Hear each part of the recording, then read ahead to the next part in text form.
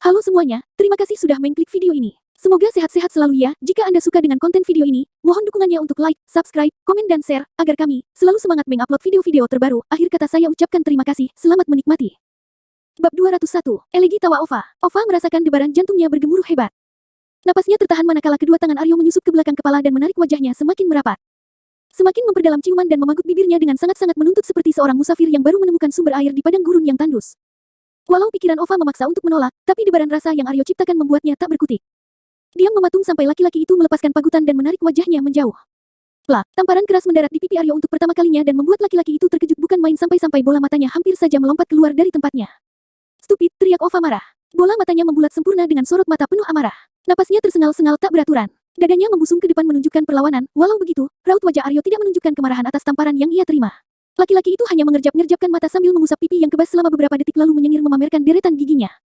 Ternyata begini toh rasanya ditampar perempuan.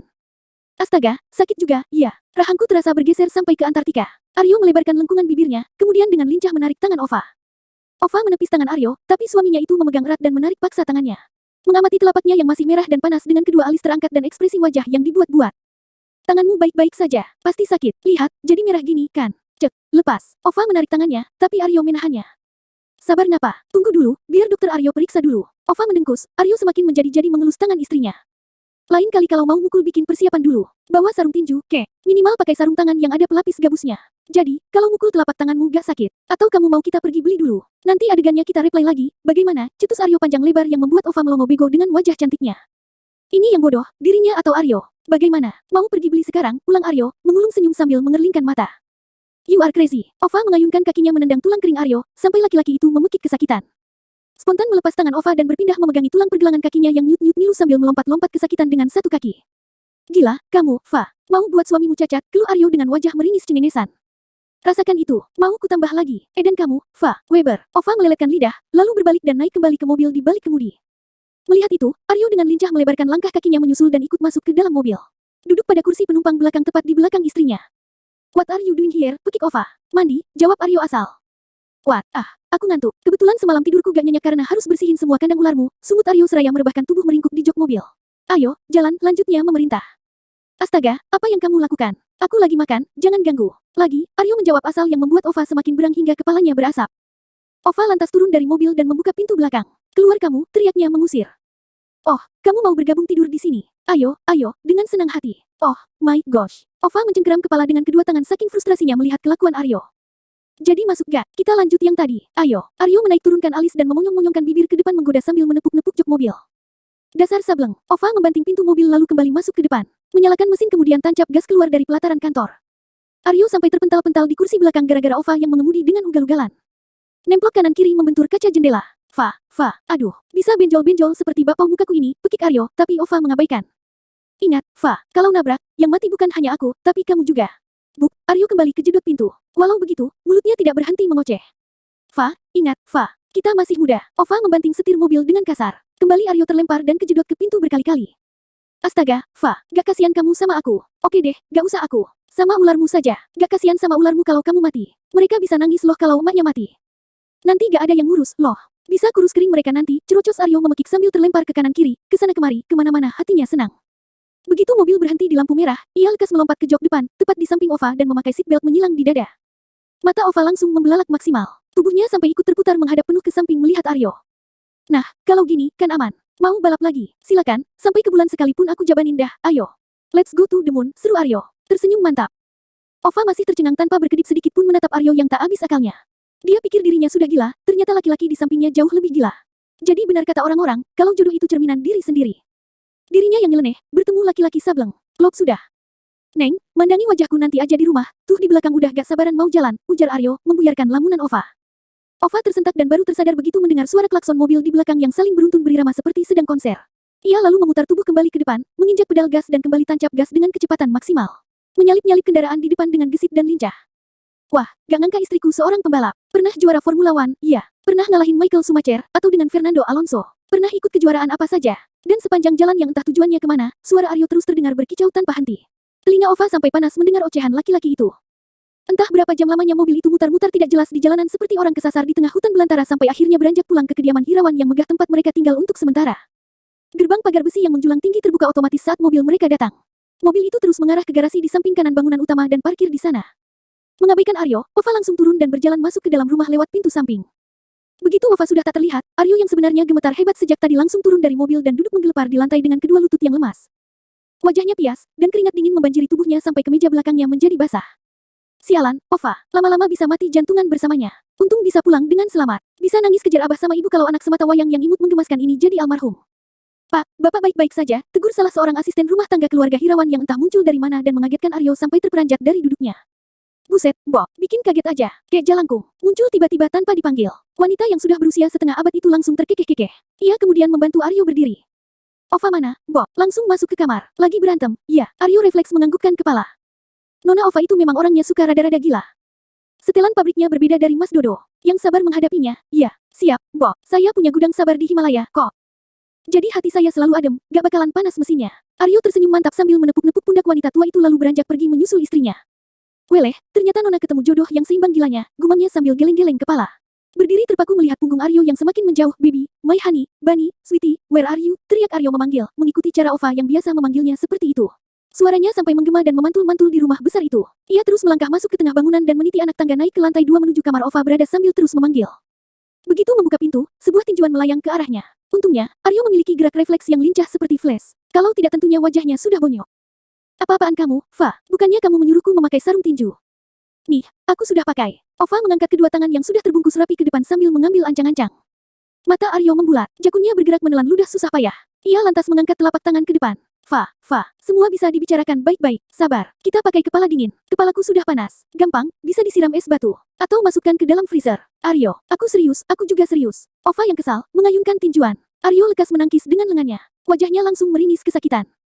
Astaga, serius amat sih, Fa, mukulnya. Sakit tahu, bukannya kamu mau mengulang adegan? Ayo, maju sini. Yakin, mau direply? Kalau mau, harus dimulai dari awal. Dari ciuman dulu, ayo sini. Abang cium dulu. Yang tadi kurang berasa karena ada CCTV, bahaya. Operator bisa nonton gratis. Sekarang kita cuma berdua. Bisa lebih leluasa dengan gaya apapun yang kamu mau. Mau coba ciuman kayang, ciuman salto, atau ciuman ngebor? Abang kasih.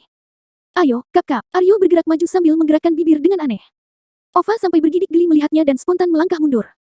Jangan mendekat, katanya mau direply. Ayo, Ova yang sudah berang luar biasa memilih membuka sarung tinju dan melemparkannya ke Aryo kemudian membuang tubuh duduk ke tepian ranjang sambil membekap wajah dengan kedua tangan. Suara tangis terdengar kemudian. Lah, kok malah nangis? Cepat-cepat Aryo menghampiri dan meluruhkan tubuh bersimpuh di depan Ova. Kedua tangannya memegangi paha Ova di kiri dan kanan. Fa, jangan nangis dong. Swear, aku paling gak bisa lihat cewek nangis. Mending kita gelut aja deh. Berantem lagi, yuk. Kamu bebas mukul aku gak akan melawan. Bukannya diam, tangis Ova makin menjadi. Walah, kok makin kenceng. Aryo kelimpungan. Ia membisu sambil menggaruk-garuk kepala. Bingung harus berbuat apa. Tak habis akal, ia lantas memegangi pundak Ova dan memutar-mutar tubuh Ova seperti mencari sesuatu. Ova yang kebingungan lantas menghentikan tangisnya. Apa yang kamu lakukan? Bentaknya sambil menepis tangan Aryo. Lagi nyari tempat bateraimu, kali aja bisa dilepas biar bisa mingkem gitu. Ngaco kamu, bentak Ova dengan suara parau sisa-sisa tangisan. Bot tadi bilang kalau setelan pabrikmu berbeda, kali aja bisa diatur, ujar Aryo sambil menyeka sisa air mata di wajah Ova. Ova kembali menepis tangan Aryo dengan kasar. Apa itu benar? Tanya Ova. Apa? Tanya Aryo balik. Pura-pura tak mengerti. Soal kehamilanku. Aryo menghela napas panjang lalu menganggukkan kepala. Kenapa menyembunyikannya dariku? Menyembunyikan. Gatuh, jelas-jelas kamu yang menyembunyikan di perutmu. Aryo, aku serius. Oke, mode serius, on. Kenapa? Kenapa tidak memberitahuku? Kenapa? Ya, Aryo. Oke, aku menunggu waktu yang tepat. Aku pikir kamu belum siap mendengar kabar gembira itu. Kenapa berpikir seperti itu? Karena, Aryo menghentikan perkataan dengan memandang Ova lekat-lekat. Ia menarik napas panjang terlebih dahulu sebelum melanjutkan perkataan. Karena aku tahu apa yang sedang kamu alami. Maksudmu, aku tidak sengaja melihat hasil kontrol pemeriksaanmu. Jadi kamu, Lia, aku sudah tahu semuanya. Aku tahu kondisimu. Aku tahu kalau kelainan seksualmu yang bisa klimaks hanya karena diinjak dan dibanting disebabkan oleh kebiasaan mantan suamimu yang memperlakukanmu dengan gila. Aku tahu kalau kamu berkali-kali ingin mengakhiri hidupmu. Aku tahu kamu tersiksa sendirian menanggung rasa sakit hati itu. Aku tahu, Fa, aku tahu semuanya. Ova langsung terperangah, membelalak memandangi Aryo dengan tubuh yang mendadak menegang. Ia lantas mendorong Aryo dan bangkit berdiri. Aryo pun ikut bangkit berdiri. Ini tidak benar, aku tidak bisa, aku tidak mau, serunya. Berjalan mondar-mandir seperti orang linglung dan tubuh yang bergetar, apa maksudmu? Kita harus berpisah, mari bercerai. Bola mata Aryo langsung melotot. Enak saja, bercerai. Sudah mengambil keperjakaanku, sekarang main lepas tangan. Gak boleh, kamu harus bertanggung jawab sampai akhir. Aku tidak bisa, aku tidak mau, aku juga gak bisa, gak mau. Aku tidak bisa bersama orang yang menganggapku gila. Siapa yang menganggapmu gila? Orang kamu memang gila dari sononya. Aku tidak bisa. Aku tidak mau. Ova terus-menerus mengulangi kalimat itu. Ia semakin terlihat aneh dan mondar-mandir tak tenang. Tak sampai di situ, Ova sampai membuka-buka laci meja nakas serta lemari seperti mencari sesuatu. Sayangnya, obat penenang yang dicarinya sudah Aryo amankan jauh-jauh. Di mana? Di mana obat itu? Teriak Ova sambil mengacak-acak isi laci. Semua isinya dilempar keluar. Menangkap gelagat Ova yang sudah aneh dan seperti kumat depresinya, Aryo cepat menarik wanita itu ke dalam dekapan dan memeluknya. Ia bisa merasakan tubuh ringkih itu gemetaran luar biasa. Tenangkan dirimu, Fa, tenang. Aku tak bisa. Aku tak mau, Fa, tenang. Aryo semakin mengeratkan pelukan sambil mengusap-usap lembut punggung istrinya itu. Aku tak bisa. Aku tak mau. Hanya itu yang terus Ova ucapkan berulang-ulang seperti kaset rusak. Tak tahan mendengarnya, Aryo segera menarik wajah Ova dan membungkam dengan ciuman. Melumat dan memagut bibir wanita itu. Begitu Ova tak lagi berkata-kata, Aryo melesatkan lidahnya masuk menjelajahi mulut Ova. Memberikan ciuman panas hingga perhatian Ova teralihkan dan tersadar kembali. Merasakan tangan Ova mencengkeram kuat ke mejanya, Aryo pun mengurai ciuman itu dan perlahan-lahan menarik mundur wajahnya.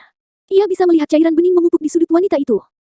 Pukul aku, Fa, jambak aku, lempari aku, injak, tendang, atau apapun itu yang kamu mau. Asal jangan seperti ini, Ova menggeleng-geleng. Air matanya akhirnya terjatuh, luruh tak terbendung. Kenapa aku bisa hamil? Aku gak mau hamil. Kenapa baru sekarang bilang gak mau? Waktu kamu memaksaku melakukannya, kamu tidak berpikir ke sana. Kamu yang memulai. Kamu yang membuatku menghamilimu. Bertanggung jawablah. Aryo meremas kedua lengan Ova di masing-masing sisi. Tapi aku benar-benar gak bisa. Kenapa gak bisa? Tanya Aryo tegas. Karena aku tidak siap jadi ibu. Aku sakit, Yo. Aku sakit. Kamu tidak sakit, Fa. Kamu sehat. Tidak. Aku gila, Yo. Aku gila. Aku jauh lebih gila darimu, Fa. Kamu tidak boleh memvonis dirimu seperti ini. Kembali Ova menggeleng-gelengkan kepala. Kita harus berpisah. Kita harus bercerai. Aku akan kembali ke Paris. Tolong lupakan apa yang terjadi. Enak saja. Gak mau. Aryo menarik Ova ke dalam pelukan. Sahamku sudah tertanam di rahimmu, malah minta pisah. Kamu waras. Aku memang gak waras, Yo. Dah, salah ngomong. Pokoknya gak mau. Mau kamu gila, mau kamu tidak waras. Aku gak mau melepasmu. Di mana lagi aku mendapatkan perempuan sableng, nyentrik dan barbar sepertimu kalau ku lepas. Aku gak bisa. Aku benar-benar gak bisa, Yo. Aku tidak siap punya anak. Kamu bisa. Kamu pasti bisa. Ova semakin menggeleng-geleng. Air matanya tak henti berjatuhan. Aryo melepaskan pelukan, kembali memegangi kedua lengan Ova dan menatap ke dalam manik matanya. Kamu bisa. Harus bisa. Aku akan membantumu. Aku akan mendampingimu. Kamu tidak sendiri. Ada aku. Jangan takut tapi. Tidak ada tapi-tapian. Percaya padaku. Aku akan membantumu sembuh. Aku akan menyembuhkan luka hatimu. Aku akan menghapus kesedihanmu dengan mengisinya banyak kebahagiaan sampai kamu tidak tahu lagi harus menyimpan kebahagiaan itu di mana. Aryo kembali memeluk Ova seerat-eratnya sampai tubuh kurus istrinya itu tenggelam dalam dekapan hangatnya. Di antara isak tangis, Aryo bisa mendengar suara kekahan kecil Ova. Aryo terus membujuk dengan banyak candaan, membawa wanita itu akhirnya tenang dengan tubuh yang perlahan-lahan rileks. Begitu yakin Ova sudah benar-benar tenang, Aryo melepaskan pelukan dan kembali memandangi Ova dengan penuh arti sambil mengusap semua sisa tangisan di wajahnya. Fa, lirihnya memanggil. Ova tak menjawab, ia hanya terdiam balas menatap Aryo. Aryo lantas menunduk dan perlahan-lahan menggerakkan wajah merapat, hingga Ova bisa merasakan embusan napas Aryo yang menyapu permukaan kulitnya. Disusul bibir Aryo yang menempel di bibirnya. Aku akan menghilangkan bayangan laki-laki itu dari pikiranmu. Fokuslah padaku, hanya padaku. Ingat kalau yang menciummu adalah aku. Bukan dia, dan aku akan membawamu menikmati surga dunia yang tak bisa ia berikan, bisik Aryo di antara ciumannya. Begitu mendapat anggukan kepala dari Ova, Aryo langsung mengangkat dan membopong Ova ke ranjang. Untuk pertama kalinya selama 1 bulan usia pernikahan, Aryo mendominasi di ranjang sebagai seorang laki-laki tangguh dan memperlakukan Ova dengan cara yang normal. Membawa Ova pada kenikmatan yang belum pernah ia rasakan. Bab 202, Permintaan Areta. Bra, pintu kaca ruangan Areta terdorong masuk dan kembali menutup setelah dibanting oleh sosok wanita yang berjalan tergopoh-gopoh masuk sambil membawa laptop. Wajahnya terlihat sedikit pucat, tampak lunglai, lemas, letih dan lesu. Reta, aku sudah tidak tahan lagi dengan ulahmu. Aroma parfum yang menyengat sampai masuk ke dalam ruanganku dan membuatku merasa sesak dan hampir kehabisan oksigen. Aku hampir saja mati jika tidak buru-buru keluar. Akira menggerutu kesal sambil mendudukkan tubuh ke salah satu sofa single di ruang tamu Areta. Matanya menatap jengkel adiknya yang saat ini hanya duduk kosong di samping Kai tanpa melakukan apapun. Menyerahkan seluruh pekerjaannya pada Kai. Atau lebih tepatnya, Kai yang memberondong semua pekerjaan Areta karena tak ingin melihat istrinya itu kelelahan otak dan fisik. Jadilah Areta seperti sapi bego yang hanya melongo memandangi Kai bekerja sepanjang waktu tanpa bosan. Apa maksudmu ulahku? Memangnya aku berbuat apa? Tanya Areta, pura-pura tak mengerti, tapi matanya melotot memberi ancaman pada Akira. Kalian ini kenapa? Sudah hampir jadi ibu, tapi masih sering bertengkar, ujar Kai, tanpa mengalihkan perhatian dari layar laptop. Itu karena istri licikmu. Apa kamu tahu kalau kamu jadi bekerja di ruangan ini, Kar? Perkataan Akira terhenti karena Areta melemparinya dengan ballpoint. Akira yang tak terima ingin membalas dengan melempar balik, tapi urung karena Kai lekas mengangkat pandangan dan melihat Akira serta Areta secara bergantian. Secara bersamaan, pintu kembali terbuka dan Bara ikut masuk bergabung. Kenapa masuk lagi? Tanya Areta sinis. Aku lihat Bu Akira masuk, aku pikir kalian mau membahas sesuatu. Aku tak mau ketinggalan. Gak ada, sana keluar. Kembali bekerja, usir Akira ketus. Tidak, kamu di sini saja. Jaga-jaga kalau dua betina ini bertengkar lagi, tahan Kai. Sekalian bantu aku menyusun rekapan pemesanan ini, lanjutnya seraya menunjuk lembaran kertas di meja menggunakan sorot matanya. Bara melirik Areta dan Akira bergantian sambil garuk-garuk kepala lalu mendaratkan pantat pada sofa yang masih kosong di samping Akira, kemudian membuka-buka berkas yang Kai tunjuk. Aryo belum kembali lagi, ya, tanya Bara. Sepertinya belum, jawab Kai. Raut wajahnya tampak serius dengan perhatian penuh pada apa yang ia kerjakan. Akira lantas kembali membuka laptopnya dan memfokuskan perhatian pada pekerjaan. Sedangkan Areta kembali mencurahkan semua perhatian pada Kai. Memandangi laki-laki itu dengan penuh minat. Pandangi terus Miss, siapa tahu besok-besok wajah Kai jadi Petruk, sindir Bara. Diam kamu, sentak Areta. Ingin melompat menjambak Bara, tapi segera ditahan oleh Kai. Sayang, duduk tenang, seru Kai. Memangnya kucing, sindir Bara lagi, sambil membekap mulut menahan tawa. Kai. Bara mengejekku lagi, lapor Areta manja. Sepertinya ia lupa kalau dia pimpinan tertinggi di perusahaan itu. Ia benar-benar sudah takluk jika berada di sisi Kai. Bar, tegur Kai. Aman, Kai, saut Bara cepat. Mengulung senyum dan cekikikan dalam hati. Ia lalu geleng-geleng kepala dan kembali fokus membantu Kai yang mengerjakan semuanya seorang diri sejak tadi. Sebenarnya, struktur kepemimpinan POS itu lengkap seperti perusahaan besar lainnya. Di bawah naungan Areta yang menduduki posisi CEO, ada Akira yang menjabat sebagai sekretaris pribadi sekaligus merangkap sebagai COO, yakni Chief Operating Officer. Jadi, selain mendampingi dan mengurus keperluan Areta, Akira juga membuat kebijakan dan strategi yang mengatur operasional perusahaan. Memastikan semuanya berjalan sistematis di jalurnya. Juga bertanggung jawab terhadap fungsi human resources di dalam lingkup POS. Di bawah mereka berdua, ada general manager yang ruangannya berada satu lantai di bawah ruangan CEO. Kemudian public speaking yang berada langsung di bawah naungan Akira, lalu manajer yang mengepalai setiap divisi. Seperti divisi HRD, accounting, finance, fashion design, tim marketing, logistik serta produksi. Selain itu ada beberapa tim makeup stylist yang bertugas mendandani model yang akan dipakai untuk pemotretan, lalu tim fotograf, serta fashion stylist. Hanya saja, untuk proyek pengembangan produk yang direjek oleh PT Vilo, Kai tak ingin melibatkan banyak orang, termasuk dengan bagian-bagian yang seharusnya mengerjakan perencanaan itu. Apalagi saat ini produk sudah di-remake dan sedang dalam proses produksi. Kai bertanggung jawab terjun langsung dan memastikan semua produk itu laku habis di pasaran. Sejenak, atmosfer ruangan itu menjadi tenang. Apalagi aroma eukaliptus yang menguar dari minyak telon yang Areta dan Kai gunakan seperti aroma terapi yang mampu merilekskan. Baik Kai, Akira dan Bara fokus menyelesaikan pekerjaan masing-masing. Kai pada proyek remake pengembangannya, Akira menghandle jalannya produk POS lainnya, dan Bara membantu Kai menyusun format pemesanan dan iklan. Sedangkan Areta, bergelayut manja di pundak Kai seperti tokek betina yang tidak mau lepas. Nemplok seperti lem. Oh iya, Kai, bagaimana dengan ajakan kerja sama dari Tommy Hilfiger? Mereka menunggu kepastian, tanya Akira mengingatkan, sambil menutup laptop di pangkuan. Sepertinya pekerjaannya sudah selesai. Aku sudah memberi penolakan halus pada mereka tadi. Gila, kamu menolaknya, pekik Bara terkejut. Itu brand dunia, Kai. Perusahaan branda fashion besar di New York, Amerika, lanjutnya berapi-api, terheran-heran dan tak habis pikir.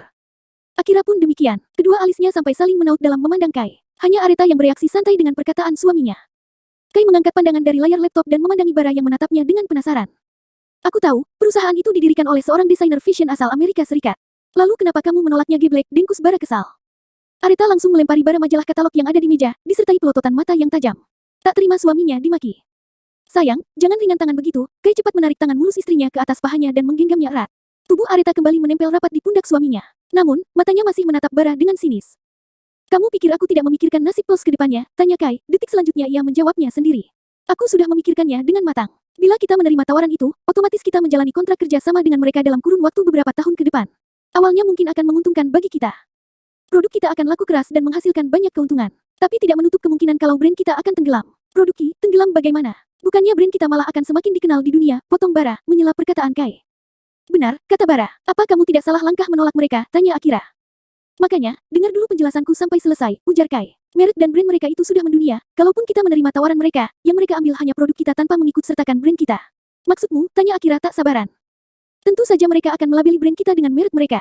Pada akhirnya orang tahunya produk kita itu produksi mereka. Oh, I see. Akira manggut-manggut paham. Bara lagi-lagi garuk kepala mencoba menelaah perkataan Kai. Kamu banyak kutu. Kali ini mulut Areta yang nyinyir melihat Bara yang sudah beberapa kali garuk-garuk kepala. Enggak lah, Miss. Amit-amit dah, kutuan. Miss kali yang kutuan. Enak saja. Mana ada. Dari tadi Miss duduk tidak tenang di samping Kai seperti kucing minta kawin. Kembali Areta ingin melempari Bara dengan katalog, tapi Kai dengan lincah menahan. Mengambil katalog itu dan melemparnya ke atas meja. Tanpa sengaja, lembarannya terbuka dan terlihat seorang model wanita yang menggunakan produk POS. Hal itu langsung menarik perhatian Areta. Areta langsung mengecap lidah dan menelan ludah berkali-kali. Bukan karena pakaiannya yang ia kenakan, tapi karena warna rambut model itu yang mengingatkan Areta dengan sesuatu tapi lupa namanya. Kai, panggilnya seraya mengguncang lengan Kai dengan manja. Apa, sayang, mau itu? Tunjuk Areta pada gambar model di katalog. Bara dan Akira langsung melihat aneh Areta. Kamu mau bajunya? Tanya Kai. Areta menggelengkan kepala. Mau bertemu modelnya? Tanya Akira. Enggak lah, seru Areta. Lah, terus, Kai kebingungan. Lihat rambutnya. Kenapa dengan rambutnya? Tanya Kai tak mengerti. Miss, mau cat rambut pinky merona seperti gulali, terka Bara. Nah, itu. Areta langsung memekik gembira. Kai langsung melotot melihatnya. Gak lah, sayang. Masa kamu mau jadi ondel-ondel? Rambut sudah bagus mau dirusak. Gak boleh. Ish, siapa yang mau cat rambut? Terus, katamu tadi mau itu. Maksudku, mau yang Bara tadi bilang. Apalagi tadi, Bar. Cat pinky merona. Bukan. Yang terakhir. Yang rasanya manis, gulali maksudmu, tebak Kai. Nah, itu. Aku mau itu. Mau yang kamu belikan dulu di pasar waktu di kampungmu.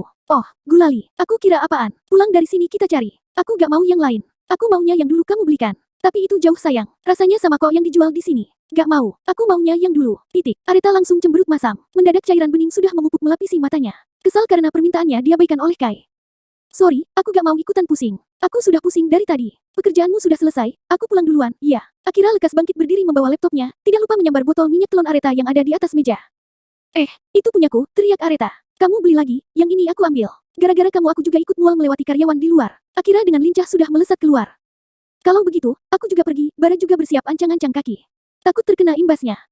Bar, tolong bantu, tahan Kai. Gila, kamu menyuruhku membeli gulali ke kampungmu. Bukan. Terus, mata Bara menatap Kai dan Areta bergantian. Bab 203, apesnya Bara. Ogah, tolak Bara lantang. Kakinya dengan cepat terayun ingin kabur, tapi Kai bergegas menghadang. Please, Bar, sekali ini saja, pinta Kai. Bukannya kamu udah bisa nyetir. Kenapa minta disupirin lagi? Aku belum lancar kalau keluar kota. 4 jam perjalanan loh, aku mana sanggup nyetir sendiri. Ya, gantian dengan Miss lah. Gila, masa bumil kamu nyuruh nyetir? Bisa-bisa langsung brojol anakku, Bar. Kalau begitu cari dekat sini saja. Rasanya, kan sama. Gila aja, nyari gulali doang sampai perjalanan jauh 4 jam, melewati lembah, mendaki gunung, menyusuri jalan berkelok-kelok. Sampai di sana bagus kalau penjualnya masih ada. Kalau sudah almarhum gimana? Ogah, ayolah, Bar, bantu calon ayah ini, bujuk Kai memelas. Bara melempar pandang pada Areta. Wanita cantik, licik dan penuh drama itu seketika mengusap-usap perutnya sambil memasang tatapan mengibah. Apa harus cari sampai ke sana, Miss? Entar, ujung-ujungnya cuma makan seiprit. Cari di dalam kota aja ya. Entar aku cariin, deh. Gak mau, aku maunya yang dulu. Titik, seru Areta diikuti tangis yang langsung pecah terisak-isak. Kai langsung kelabakan frustrasi. Astagfirullah, sayang. Jangan nangis rutuknya, tapi masih menghadang Bara agar tidak kabur. Bar, bantuin, iya, enggak. Sekali gak tetap enggak, tolak Bara disertai gelengan kepala. Kembali ingin kabur, tapi Kai dengan lincah menarik dan merangkul lehernya, setengah mencekiknya. Ayolah, Bar, kamu mau lihat ponakanmu iliran, bujuk Kai. Bara langsung memandang Areta yang masih duduk anteng di sofa. Wanita cantik, licik dan penuh drama itu seketika mengusap-usap perutnya sambil memasang tatapan mengibah. Bara kemudian mengalihkan pandangan kembali ke Kai. Keponakan, Lia, kan kita saudaraan. Kai menaik turunkan alis memandang Bara. Bara tampak tercengang sesaat, melihat Bara membisu seolah menimbang-nimbang, Kai langsung memberikan aba-aba pada istrinya menggunakan isyarat mata. Rona gembira langsung terpancar di wajah Areta. Ia lekas mengusap air mata di wajah dan bangkit berdiri. Meraih tas tangan lalu melangkah lebih dulu keluar dari ruangan. Kai menyusul di belakangnya sambil menarik Bara. Ini mau kemana, pekik Bara? Cari gulali ke kampung. Tapi aku, kan belum setuju. Sudah, ikut saja, seru Kai. Semakin merangkul leher Bara dan menyeretnya berjalan. Juga sambil menahan napas sekuat tenaga melewati ruangan para staf yang masih menyisakan aroma tajam menggelitik penciuman, walau semua penghuninya sudah pulang semua sejak beberapa menit yang lalu. Bara sampai terperangah, tercengang, tertegun, termangu, dan tak bisa berkata-kata saat tubuhnya sudah duduk di belakang kemudi mobil mewah Areta Tut kesekian kalinya. Sementara pasutri gila gak jelas yang memaksanya sudah duduk nyaman berdua di kursi penumpang belakang. Hei, ini kalian serius jadiin aku sopir? Tanya Bara seraya menoleh ke belakang. Menatap dongkol Kai dan Areta yang sama sekali tidak memasang tampang bersalah. Paling tidak, Kai duduk di depan menemaniku. Lalu siapa yang menemaniku? Tanya Areta balik dengan sewot. Kai gak bakalan jauh, Miss. Cuma duduk di depan. Kamu juga gak bakalan kesepian di depan. Ada kami di belakang, balas Areta. Sudah, jalan aja, Bar. Kalau kelamaan, keburu malam, ujar Kai. Mata Bara mendelik kesal. Kalian berdua memang kompak nyusahin orang. Bara mendengkus kesal. Ia kembali menghadap ke depan. Membuka dasi serta kemeja putih kerjanya dan meninggalkan kaos oblong lengan pendek berwarna senada di tubuhnya, lalu melempar kemeja putihnya dengan kasar ke kursi penumpang di samping. Sebelum akhirnya menyalakan mesin mobil dan tancap gas meninggalkan pelataran kantor. Selama perjalanan ia kembali mengoceh tanpa henti. Apes, benar-benar ketularan apes. Pantas saja seharian ini perasaanku gak enak. Semalam mimpi digigit macan betina. Bangun tidur pagi tadi sampai jatuh gedebuk dari ranjang. Kelopak mataku juga berkedut-kedut aneh dari pagi. Ternyata itu pertanda kalau akan mendapat sial dari kalian berdua. Tahu begini, tadi aku gak usah masuk kerja. Kalian berdua teman gak ada akhlak. Temen tuh ditularin bahagia kek, ini kalian selalu ngasih apesnya. Yang ngidam siapa? Yang suaminya siapa? Aku malah kena juga imbasnya. Kalian berdua yang indehoi di kasur, giliran melendung ngajak-ngajak orang ikut susah. Kirain begitu kamu pulang Kai, aku sudah bebas dari ngurusin binimu. Ternyata malah lebih parah. Tahu gak istrimu itu nyusahin banget. Masa minta bubur ayam jam 12 malam, mana begitu buburnya datang makannya cuma 2 sendok. Kebayang gak dongkolnya, hati gimana? Andaikan gak inget kamu Kai, udah kuseliding otaknya. Andaikan gak impak. Kepalan tangan Areta yang mengeplak kepala Bara akhirnya meredakan cerocosan laki-laki itu yang tak berhenti mengoceh dan membuat telinganya gatal. Bara langsung meringis dan mengusap kepalanya yang berdenyut-denyut, sementara matanya melirik kesal lewat pantulan kaca cermin di depan. Mulutnya masih terlihat komat kamit, tapi tidak lagi mengeluarkan suara. Apa? Masih mau melawan? Tantang Areta, membalas lirikan Bara dari pantulan cermin. Tuh, Kai. Lihat binimu. Kasarnya minta ampun. Aku pimpinanmu, bodoh. Kita sudah di luar kantor, Miss. Jadi sekarang statusmu hanya istri kawanku. You know. Tetap saja, kamu harus tunduk padaku, bentak Areta. Stop, teriak Kai melerai. Sejak tadi membungkam mulut karena berusaha menahan rasa mual dan pandangan berkunang-kunang yang kembali mendera. Tapi bukannya reda, ia semakin pening mendengar pertengkaran istri dan sahabatnya. Keadaan langsung menjadi hening, walau Bara dan Areta tampak masih misuh-misuh di tempat duduk masing-masing. Bar, sekali ini saja aku minta tolong. Okelah, kali ini aja. Besok-besok kalau Miss ngidam keong racun, kamu sendiri kayak yang nyemplung ke sawah nyariin. Jangan ngajak-ngajak lagi, Pak. Kembali tangan Areta terayun menggeplak kepala Bara. Enak saja, mana ada. Memangnya siapa yang mau ngidam keong racun, bodoh, bentaknya geram. Ya, kali aja bawaan orok, Miss. Kali aja nular dari gen bapaknya. Kan bapaknya dari kecil main di tanah, di kebun, di sawah, di kali. Pak, ketiga kalinya, tangan Areta menggeplak kepala Bara. Astaga, Kai, itu tangan istrimu bisa diikat dulu, gak? Main tabok sembarangan. Kalau aku geger otak gimana? Kamu juga, diam aja. Aku pusing dengan suaramu seperti kaset rusak. Wah, kalian memang sepaket nyebelinnya. Bara lagi-lagi mendengkus, menghadap ke depan dan akhirnya diam membisu. Benar-benar tak lagi berkicau walau sepatah kata pun. Menyetir seperti robot tanpa ekspresi. Hal itu lantas membuat Kai tak enak hati serta Areta yang merasa bersalah sendiri. Kalau kamu nanti menikah, aku kasih hadiah mobil, deh. Kamu bebas pilih mau mobil yang mana. Sebagai bentuk rasa terima kasihku hari ini, ucap Areta. Bola mata Bara langsung melebar dan berbinar. Ia lantas menoleh ke belakang. Yang benar, serius, gak bercanda, kan? Iya, kamu pikir aku asal ngomong kayak kamu. Mobil apa saja, iya, asal yang masih diproduksi dan ada di Indonesia. Bukan mobil seperti milik Presiden Putin atau mobil balap Formula One. Beres, Miss. Aku juga ngidamnya mobil normal kok. Ya, sudah, sana. Serius nyetir. Oke, Miss. Kalau gini mah keluar planet juga kuanterin. Miss mau apa lagi? Rambut mak lampir, congor sapi, atau jambu klutuk, bakal kucariin ke ujung Indonesia sekalipun. Dari misuh-misuh gak jelas, Bara mendadak semangat juang 45. Dalam pikirannya sudah terbayang-bayang mobil impiannya selama ini, ditambah lagi dengan janji dari Dion yang akan memberinya rumah jika menikah. Klop sudah, sisa nunggu navigator wanita yang bisa menemani hidupnya. Ya Tuhan, sisa istrinya yang belum ada hilalnya. Mohon percepat penampakan jodoh hamba. Bara mengaminkan doanya dalam hati dan terus menyetir dengan lincah. Mengabaikan pasangan suami istri yang bermesraan di belakang sana. Memilih memutar musik kencang-kencang dan ikut berdendang ria.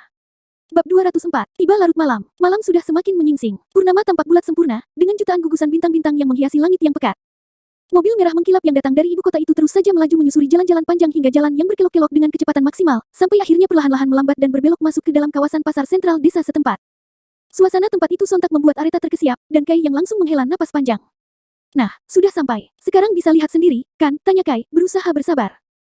Bara terkekeh membekap mulut, menurunkan kaca jendela mobil di sampingnya dan mengedarkan pandangan ke sekeliling. Sejauh mata memandang, semuanya tampak sepi. Sunyi senyap, bilik-bilik toko yang berjejeran dan saling mengimpit-impit telah tertutup rapat. Lapak-lapak sudah kosong dan tenda-tenda sudah tergulung. Tak ada aktivitas apapun kecuali 1-2 ekor jeri yang terlihat saling berkejaran di sudut-sudut lapak hingga menghilang masuk ke dalam parit. Juga embusan semilir angin yang menerbangkan beberapa sampah plastik dan kertas. Penampakannya persis seperti daerah isolasi yang tidak berpenghuni dalam film horor. Bagaimana tidak, jika saat ini jam sudah menunjukkan pukul 9 malam lewat beberapa menit. Pasar mana coba yang masih beroperasi sampai larut malam begitu? Hal itu membuat Bara semakin tergelak menertawai Areta yang wajahnya sudah seperti balon tiup. Cemberut bukan main. Nah, ayo turun, Miss. Kali aja ada Mbak Kunti di dalam yang menjual gulali, ejek Bara sampai terkikik-kikik seperti orang digelitik. Namun, sepersekian detik berikutnya mendadak diam saat udara dingin yang berembus kuat menyergap tubuhnya. Membuatnya bergidik geli dan ngeri sekaligus. Dalam pandangannya melihat di kejauhan bayangan halus yang melambai-lambai. Buru-buru ia menaikkan kembali kaca jendelanya sampai tertutup rapat dan duduk meringkuk. Kai, ini bukan tempatnya. Pasar yang dulu ramai, tidak sepi seperti ini, protes Areta, tak percaya. Sayang, memangnya di sini ada berapa pasar? Hanya ada pasar ini. Lihat baik-baik, kan sudah kubilang berkali-kali jika pasar hanya beroperasi pagi sampai sore. Malam begini, pastinya sudah tutup. Kamu sih gak mau dengar dan ngotot mau ke sini. Sekarang sudah percaya, kan? Kai sekali lagi menerangkan dengan sabar pada istrinya yang keras kepala itu. Ia sudah berkali-kali menerangkan sejak di jalan tadi, tapi Areta bersikeras. Bukannya mengerti, Areta yang tidak terima malah semakin menggila. Kenapa bisa seperti itu? Kenapa tidak berdagang sampai malam? Lagi pula ini baru jam berapa juga? Apa orang-orang di sini pada malas berjualan? Apa pihak pengelola tidak rugi menyewakan tempatnya kalau para pedagang hanya setengah hari? Ini kan daerah tujuan wisata. Bagaimana kalau ada turis yang melintas dan butuh sesuatu? Sementara sepanjang jalan sejak tadi tak ada pertokoan atau apapun itu. Harusnya di sini bisa ramai 24 jam. Sayang, tenang dulu. Bagaimana bisa tenang melihat tempat ini sudah tutup di jam segini? Apa gubernur serta bupati dan wali kota tidak pernah lewat di sini kalau malam hari? Apa presiden tidak pernah melihat tempat ini? Bagaimana Indonesia bisa maju kalau rakyatnya malas begini? Di China tidak seperti ini. Mereka buka sampai 24 jam. Selalu ramai. Jadi butuh apapun, di jam berapapun, selalu ada, gerutu Areta panjang lebar. Kai dan Bara sampai kompak menepuk jidat, pusing menghadapi bos ngidam yang tiba-tiba jadi blow on, sensitif dan banyak maunya. Bara sampai sekuat tenaga dan hati menjaga agar mulutnya tidak julid, takut-takut jika janji untuk dibelikan mobil ditarik kembali. Bisa bahaya, lebih baik diam daripada gagal memiliki mobil impian. Jadilah ia hanya diam mematung seperti kaset rekaman yang hanya bisa mendengar dan merekam semua ocehan Areta beserta suara lembut Kai yang berusaha menenangkan istrinya itu. Duduk meringkuk memutar tubuh menghadap ke belakang dan memeluk sandaran jok dengan kepala yang muncul di samping sandaran tersebut. Nemplok seperti cicak kecacingan sambil menyimak perdebatan pasutri gaji di depannya yang mungkin akan berlanjut sampai pagi jika tidak segera diinterupsi. Maaf, bukannya mau ikut campur perdebatan kalian. Tapi sampai kapan kita mau di sini? Lihat, suasana semakin terlihat seram. Kita kayak orang yang lagi syuting film Market Ghost dan terjebak di mall. Belum selesai perkataan Bara, tangan Areta dengan lincah sudah memenuhi penglihatannya dan tuyuran dari Areta membuat kepala Bara sampai melambung jauh ke belakang hingga punggungnya membentur setir mobil dan sikunya menekan panel klakson. Suara nyaring klakson mobil seketika terdengar menggema mengusik kesunyian. Areta dan Kai spontan berjingkrak terkejut. Tikus-tikus di parit ikut berhamburan. Bahkan sekelompok burung-burung yang melintas di atas mereka juga ikut tersentak. Bara, teriak Areta dan Kai. Lah, kok saya? Yang dorongkan Miss, sungut Bara dengan ekspresi tertekan. Merasa serba salah. Mata Areta melebar dan melotot tajam. Cepat-cepat Kai menarik wajah Areta menoleh melihat ke arahnya.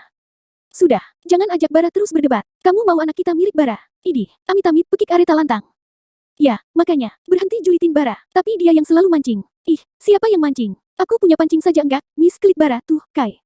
Masih berani melawan dia. Loh, siapa yang melawan? Ya, kamu. Diam, teriak Kai keras, sekeras menggunakan toa masjid. Kembali menyentak burung-burung yang berterbangan di udara. Sekelompok tikus yang berhamburan tadi bahkan mematung melihat ke arah mobil mereka. Kalian berdua benar-benar membuatku tambah pusing. Kai mencengkeram kepala yang berkunang. Menetralkan perasaan lalu menatap istrinya. Kamu lihat sendiri, sudah tidak ada apa-apa. Benar kata Bara, tidak mungkin kita tinggal di sini terus. Ini sudah juga tengah malam. Sebaiknya kita pulang, tegas Kai. Pulang. Kening Areta mengerut. Bola matanya berembun. Pipinya mengembung, dan bibirnya mengerucut ke depan. Ekspresinya cemberut masam luar biasa. Aku gak mau pulang. Aku mau makan kembang gulali itu, dengkusnya kesal. Ya Allah, ya Robi. Sayang, mau cari di mana lagi malam-malam begini? Air mata Areta tak lagi terbendung. Luruh menitik membasahi pipinya. Terlihat kekecewaan yang sangat dalam dan tidak dibuat-buat. Areta sendiri tidak mengerti mengapa dirinya seperti itu, tapi rasa itu muncul dari dalam hati dan membuat hatinya terasa amat sakit jika keinginannya tidak terwujud. Seperti seorang gadis yang cintanya ditolak mentah-mentah. Sakit, hancur, retak berkeping-keping. Allahu Robi, Kai menggumam frustrasi dan mengusap wajah sambil menghempaskan punggung bersandar, tapi tidak lama. Karena ia lekas merengkuh istrinya, mengangkatnya naik duduk ke pangkuan dan mendekapnya ke dalam pelukan hangat. Tangis wanita itu langsung pecah dan terisak-isak menyayat hati menelan kekecewaan. Sabar ya, sayang. Besok pagi-pagi sekali kita cari lagi. Segerobak pun akan aku belikan, kamu bisa makan sampai capek, bujuk Kai menenangkan. Ia lalu mengalihkan pandangan pada Bara yang duduk tercengang melihat keanehan makhluk bernama wanita. Bar, ayo jalan, perintahnya. Jalan, jalan kemana? Tanya Bara bingung. Ya, lanjut, Bar, lanjut, lurus ke depan maksudnya. Mau nabrak pasar, Bar, serius dikit. Ini aku serius banyak, Kai. Ngomong lanjut, lanjut kemana? Perjelas, aku buta arah ini, mana udah gelap banget. Di sini kurang yang jualan lampu apa? Bar, oke. Bara segera memperbaiki posisi duduk. Memundurkan mobil hingga keluar dari kawasan pasar. Kiri atau kanan, tanyanya. Ke kanan, ketemu pertigaan di depan ke kanan lagi, ucap Kai, sambil terus mengusap punggung istrinya yang masih terseduh-seduh pelan. Bara pun mengikuti instruksi Kai, terus melajukan kendaraan ke arah kanan, lalu berbelok ke kanan dan ke kanan lagi. Menyusuri jalan menanjak dan semakin menanjak, hingga melewati lahan perkebunan teh yang sangat-sangat panjang berderet-deret di sisi kiri kanan jalanan. Suhu udara pun terasa semakin turun dan membuat kaca mobil sampai berembun. Mobil itu terus bergerak memasuki gerbang pedesaan yang jalannya berbatu-batu dan tidak rata. Sampai akhirnya tiba di depan sebuah rumah yang tampak sederhana, tapi tidak juga bisa dibilang sederhana melihat hanya rumah itu yang jauh berbeda dengan rumah lainnya. Bingung, autor juga bingung menjelaskan, pokoknya iyain aja. Mobil merah tersebut segera menepi dan berbelok memasuki halaman tak berpagar. Hanya tanaman bunga asoka yang tumbuh membentang menjadi pembatas antara halaman dan jalanan, serta beberapa tanaman kembang beraneka ragam dan pohon rindang yang memenuhi halaman depan. Bab 205, misteriusnya seorang Bara. Mendengar suara kendaraan memasuki pekarangan, pintu rumah itu terbuka dan seorang wanita paruh baya berwajah ayu, tergopoh-gopoh berjalan keluar dengan kebingungan. Alisnya saling menaut melihat mobil mewah asing yang memasuki rumahnya. Namun, ekspresi keheranannya sirna seketika berganti lengkungan senyum saat melihat wajah putranya. Akan tetapi, tak berlangsung lama, karena kembali alisnya saling menaut melihat putranya turun sambil membopong istrinya. Assalamualaikum, Mak. Waalaikumsalam, jawab Kirana cepat sambil buru-buru menghampiri Areta yang terpejam. Astagfirullah, istrimu kenapa, Nak? Tanyanya, terlihat panik dan cemas sekaligus. Gak apa-apa, Bu. Dia cuma tidur. Tidur, ulang Kirana heran, bola matanya bergerak melihat Bara yang berdiri tak jauh di belakang Kai. Iya, Mak, cuma tidur. Oh, iya, dia Bara, kawan Kai, masih ingat kan? Ujar Kai mengingatkan dan bergegas membawa istrinya masuk ke dalam rumah. Kirana kembali melihat Kai dari ambang pintu yang sudah menyelonong masuk langsung ke kamarnya, kemudian kembali melihat Bara. Ayo, masuk, Nak, ajak Kirana dengan lembut. Bara lekas meraih tangan Kirana dan mencium punggung tangan ibu kawannya itu penuh takzim. Nuhun, Bu. Bara mengangguk sopan, kemudian berjalan mengikuti sambil sedikit membungkukkan tubuhnya yang tinggi sebagai gestur kesopanan pada orang tua. Ia yang biasanya gerasak-gerusuk mendadak kalem. Duduk dulu, Nak. Kembali Kirana mempersilakan sambil meneruskan langkah terus masuk ke belakang dengan terburu-buru. Nuhun, Bu. Nuhun, ucap Bara kikuk sambil mendaratkan pantatnya ke atas kursi rotan. Rotan bukan sembarang rotan. Karena walau terlihat sederhana, tapi orang yang pandai bisa menilai jika kursi itu terbuat dari bahan kualitas tinggi. Pun begitu dengan barang lainnya. Walaupun hanya dipenuhi dengan furnitur kayu, tapi bukan sembarang kayu. Bara sampai mengetuk meja kayu di depannya saking penasaran dengan jenis kayunya. Karena di rumah orang tuanya juga dipenuhi dengan koleksi pajangan kayu yang hampir terlihat serupa. Ia hampir saja mencoba menggigit hiasan kayu di atas meja untuk memastikan seandainya Kirana tidak segera datang bersama sebuah nampan di tangan. Ayo, Nak, diminum dulu. Pasti capek, ya. Kirana meletakkan 2 gelas air putih yang diberi alas piring kecil di atas meja. Satu untuk Bara, dan satu untuk anaknya. kemudian mendudukkan tubuh pada kursi rotan di seberangnya. Matanya yang jeli mengamati Bara yang duduk tenang dan terlihat santun. Terlebih saat Bara meraih gelas minum. Biasanya, anak muda hanya akan meraih gelasnya saja dan meneguk isinya. Tapi pemuda di depannya berbeda, ia meraih gelas bersama piring alasnya menggunakan kedua tangan. Membawanya ke depan dada, kemudian perlahan mengangkat gelas ke bibir. Meneguk dengan pelan sedikit demi sedikit tanpa suara sampai air di dalam gelas tersisa setengah. Lalu, kembali meletakkan gelas beserta piring alasnya sekaligus ke atas meja tanpa terdengar suara kaca membentur meja. Hal itu jelas membuat mata Kirana menatap Bara penuh selidik. Hanya golongan tertentu yang biasanya punya adab seperti itu. Kirana baru ingin bertanya, saat Kai datang bergabung.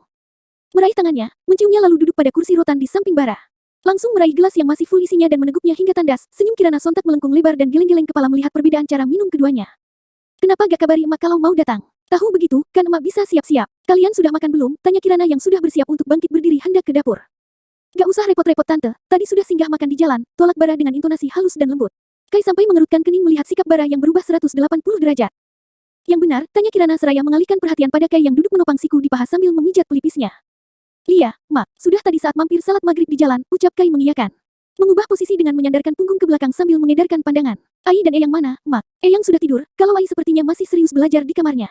Dari tadi gak mau diganggu. Sampai makan pun dibawa masuk ke kamar. Soalnya besok ujian terakhir katanya, terang Kirana sambil kembali mendudukkan tubuh dengan nyaman. Ujian kelulusan ya, tante, tanya Bara. Iya, nak, mau lanjut di mana nanti? Lanjut Bara lagi. Entah basa-basi, atau memang ingin tahu. Kurang tahu, nak, Eyangnya mau dia lanjut ke jurusan perkebunan. Tapi Ai maunya berbeda, gak tahu, bagaimana nantinya. Oh, begitu. Bara manggut-manggut dan kembali terdiam. Tapi matanya mengedar menelisik, memindai setiap pintu di rumah itu.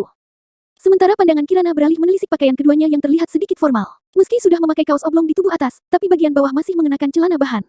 Kalian ini dari kantor langsung kemari? Ya, Lia, tante, jawab Bara cepat. Sementara Kai hanya mengangguk dengan lemas. Kirana langsung memperhatikan raut wajah anaknya dengan lekat. Kamu kenapa, nak, kok pucat gitu? Lagi gak enak badan? Ya, tanyanya seraya bangkit berdiri dan menghampiri Kai. Membungkuk sambil menyentuh kening putranya. Kai lagi ngidam, tante, cetus Bara. Ngidam, tanya Kirana heran, menangkup pipi dan menarik wajah Kai mendongak melihatnya. Ngidam naon, Reza lagi gantiin Reta ngidam, mak. Hah, Reta, mantu mak lagi hamil muda, tapi Reza yang mual dan muntah-muntah, jawab Kai. Hamil, beneran hamil, anakmu, cucu mak, pekik Kirana terkejut, tapi sorot matanya berbinar gembira. Tentu saja anak Kai, mak. Memang mau anak siapa? Kirana yang diselimuti kegembiraan langsung menepuk pundak Kai. Saking semangatnya, tenaganya begitu kuat sampai Kai terjengkang ke depan. Gelas di atas meja hampir saja terjatuh ke lantai seandainya Bara tidak lincah memindahkan. Buset, gumam Bara, melongo melihat ibu dan anak itu. Bukannya membantu Kai kembali duduk, Kirana malah berlari ke kamar Kai.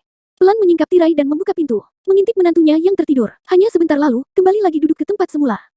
Wah, beneran ini, emak bakal jadi nenek, ulangnya seakan tak percaya. Duduk gelisah seperti blank ingin berbuat apa dan tiba-tiba bangkit berdiri kembali. Mak mau apa lagi? Mau bangunin Eyang. Eyang harus tahu berita gembira ini. Gak usah, Mak. Besok aja. Gak boleh gitu. Eyang bakalan marah nanti. Emak yang disalahin. Kirana buru-buru berlari masuk ke kamar Eyang Kemal untuk membangunkan orang tua itu. Emakmu heboh juga, ya, bisik Bara. Calon nenek baru rata-rata seperti itu, Bar. Coba kalau cucunya sudah segudang, tukas Kai. Bener-bener. Bara terkikik geli. Tapi, kamu baik-baik saja. Mata Kai memindai keseluruhan Bara. Baik, emang kenapa? Bukannya kamu yang gak kenapa-napa?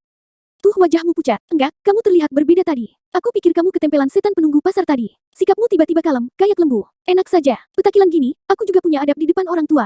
Kok sama Bu Asih enggak? Bu Asih mah sama gendengnya dengan kita. Kai dan Bara tergelak bersama. Dari arah pintu belakang, Kemal berjalan tertatih-tatih bersama tongkatnya. Kirana berjalan menyusul di belakang. Terlihat rona bahagia pada wajah kedua orang tua itu. Mana cucu mantu Eyang, pekik Kemal semringah. Walau matanya baru saja melek, tapi ia terlihat sangat bersemangat. Ses, abah jangan ribut. Dia lagi tidur, Kirana mengingatkan. Kemal langsung membungkam mulut dan berjalan pelan agar tongkatnya tidak menimbulkan suara saat melewati kamar Kai menuju ruang tamu yang letaknya tidak berjauhan. Mendudukkan tubuh rentanya ke atas kursi juga sama pelannya, Kai dan Bara lalu saling bergantian mencium punggung tangan laki-laki sepuh itu. Benar, cucu mantu Eyang sudah hamil. Alhamdulillah, Eyang, saut Kai. Masya Allah, tabarakallah, panjang umur dan sehat selalu, nak. Amin, amin Eyang. Semoga Eyang juga panjang umur agar bisa melihat cicit Eyang. Kemal manggut-manggut mengamini dalam hati, tapi kemudian menukikkan alis memandangi Kai. Tapi, kalau lagi hamil muda, kenapa kamu malah mengajaknya bepergian jauh?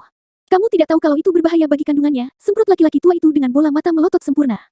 Bab 206, ngidamnya Areta, peluang Bara. Kai mengembuskan napas panjang dengan berat, matanya mendelik sambil memijat pelipis. Kai juga gak mau begitu Eyang, tapi Retanya yang ngotot sampai nangis-nangis gara-gara pengen makan gulali yang dijual di pasar sini. Persis yang pernah dia makan sebelumnya. Oh alah, lagi ngidam gulali cucu Eyang. Jadi sudah dapat, belum Eyang? Kan sampainya malam, pasar jelas sudah bubar. Kenapa gak langsung ke rumahnya? Rumah Kang Gulalinya, tanya Kai. Iya, sepertinya dia tinggal di desa sebelah. Mana tahu saya, Eyang. Penjual gulali itu siapa lagi, Ki? Tanya Kemal seraya menoleh melihat Kirana putrinya. Kurang tahu, Abah. Ai yang tahu kayaknya. Soalnya dulu jualan di depan sekolahan dia. Nah, mana Ai? Coba panggil dia. Di kamar Abah, gak mau diganggu. Fokus belajar katanya. Pintunya sampai dipasangin warning segala. Gak tahu warning apaan. Dia cuma gak tahu kalau A-nya datang. Panggil sana, perintah Kemal. Gak perlu Eyang, gak usah diganggu, tahan Kai. Sudah, panggil sana. Kakaknya datang masa gak nyapa. Kalau tidur bangunin. Baru jam 10 juga. Kirana mengangguk patuh dan segera berjalan ke pintu kamar Hairina. Bola mata Bara otomatis mengikuti pergerakan Kirana lalu berfokus melihat pintu. Dak-dik-duk ser menunggu pintu itu terbuka. Akan tetapi, begitu pintu itu terbuka ke dalam, ia lekas mengalihkan pandangan ke sembarang arah. Takut jantungnya tidak siap dan kelimpungan sendiri. Datang, suara pekikan yang masih terdengar imut itu lantas menarik pandangan Bara ke pintu kembali. Napasnya langsung tertahan melihat perempuan muda, manis, mungil dan imut-imut itu berlari ke arahnya. Bukan Ding, tapi ke arah kakaknya yang duduk tepat di sampingnya. Kai bangkit berdiri dan membuka kedua tangannya dengan lebar. Membiarkan adik kesayangannya memeluk melepas rindu. Teh Reta mana? Tanya Ai begitu melepas pelukan pada Kai, matanya berkedip-kedip melihat ke kanan kiri. Teteh ketiduran tadi di jalan, sekarang baring di kamar. Oh, gitu. Hairina manggut-manggut mengerti. Matanya lalu melirik Bara. Teman iya, saya Bara. Dulu sempat kenalan waktu Kai nikah, ujar Bara. Oh, iya, Ai masih ingat. Kak Sabara Kusuma yang pandai, mandiri dan tampan, kan? Bola mata Bara terbelalak heran. Waktu itu Kak Sabara bilangnya gitu. Bar, memori Ai ini daya tangkapnya sangat kuat, bukan Pentium 1 yang lalot seperti kamu, canda Kai, seraya mendudukkan tubuh yang semakin terasa lunglai ke kursi. Oh, gitu, toh. Bara manggut-manggut kagum melihat wajah manis Hairina yang tersenyum. Saking seriusnya, ia sampai tidak menyadari tangan Hairina yang sudah mengambang kosong di depannya. Kak, tegur Hairina seraya menyorot tangannya. Oh, maaf. Bara mengelap telapak tangan yang berkeringat dingin terlebih dahulu lalu menjulurkan tangannya ke depan.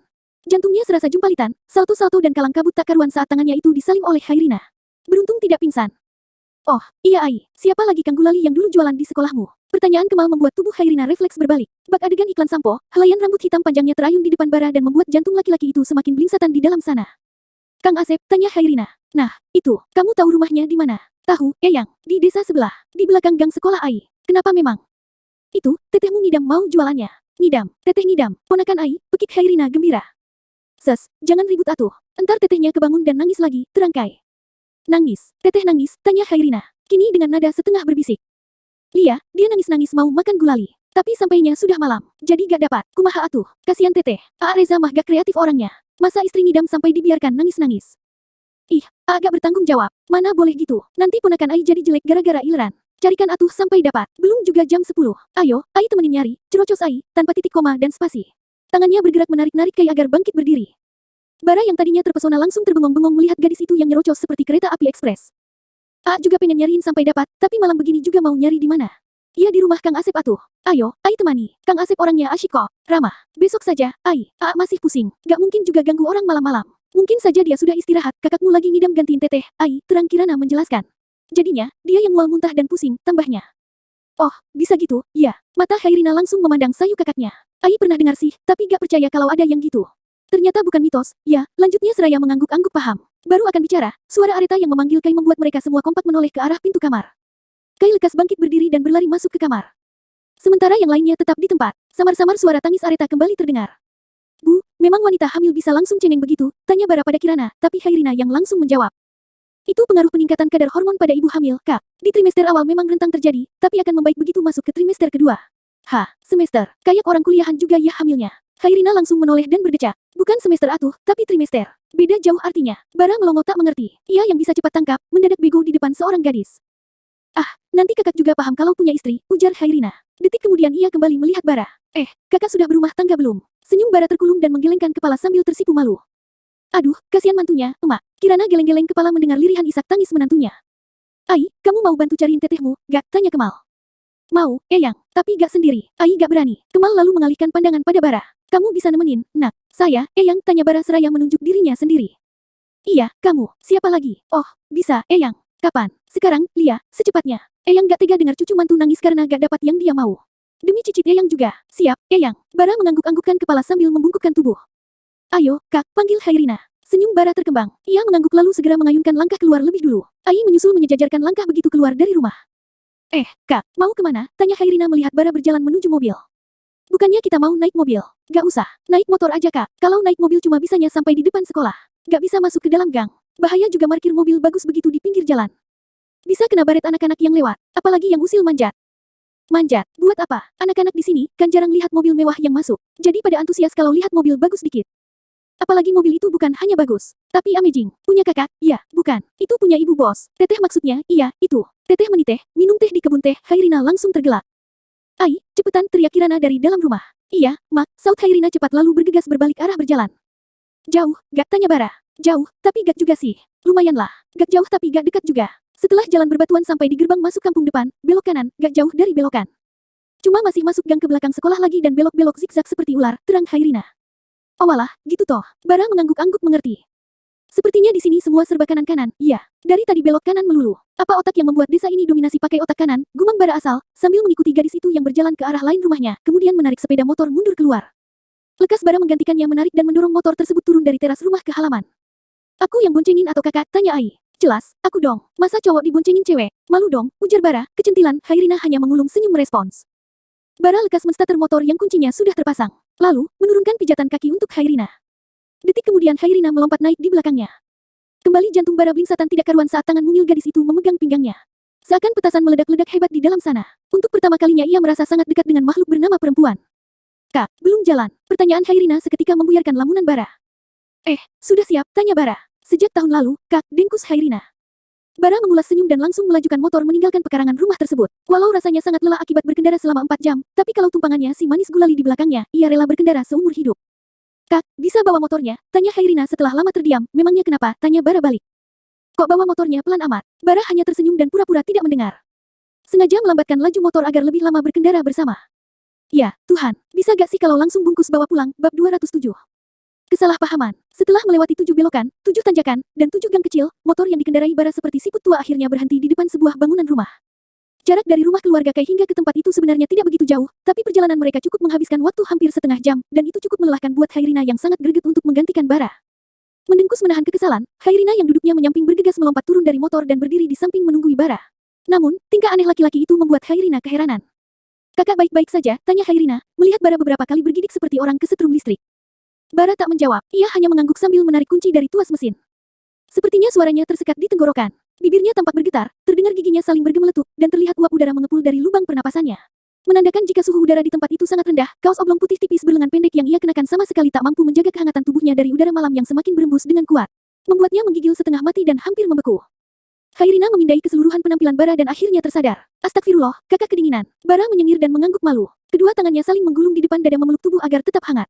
Sedangkan matanya mengamati gadis yang menggunakan sweater rajut hangat berwarna jingga dipadukan rok panjang di bawah lutut berwarna coklat gelap. Kumaha atuh gak pakai jaket tadi? Di sini itu emang dingin. Apalagi malam begini, adem kayak di dalam kulkas. Beda sama di kota yang penuh polusi, nyerocos Hairina. Lia, teh, aku gak bawa jaket tadi. Cuma bawa diri sama pakaian di badan. Jangan manggil teteh atuh, kakak jauh lebih tua dari saya. Sepantaran A. Reza, kan? Bara mengangguk dan Hairina lanjut berucap. Teteh itu mah buat panggilan perempuan yang lebih tua, terangnya. Kalau yang lebih muda, kalau perempuan yang lebih mudah manggilnya Neng. Tapi kalau saya kakak bisa manggil Ai aja sama seperti AA. Oh, begitu. Bara manggut-manggut seperti boneka dashboard mobil. Bara lalu mengalihkan perhatian mengamati lingkungan sekitar yang terlihat sepi, sunyi dan tentu saja gelap.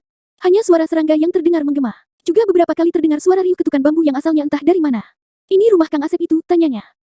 Oh, bukan. Masih di belakangnya. Kita lewat lorong di depan itu, tunjuk Hairina pada lorong panjang tepat di samping bangunan rumah tempat mereka berdiri. Ayo, Kak, motornya, tanya Bara. Kakak bisa ngangkat motornya. Kening Bara terangkat heran. Hairina mengulung senyum. Senyum manis semanis madu yang berasal dari negeri Yunani. Tinggal di situ aja, Kak. Aman. Ada warga ngeronda kok di sini, ujar Ai seraya berbalik dan mengayunkan langkah ke arah lorong.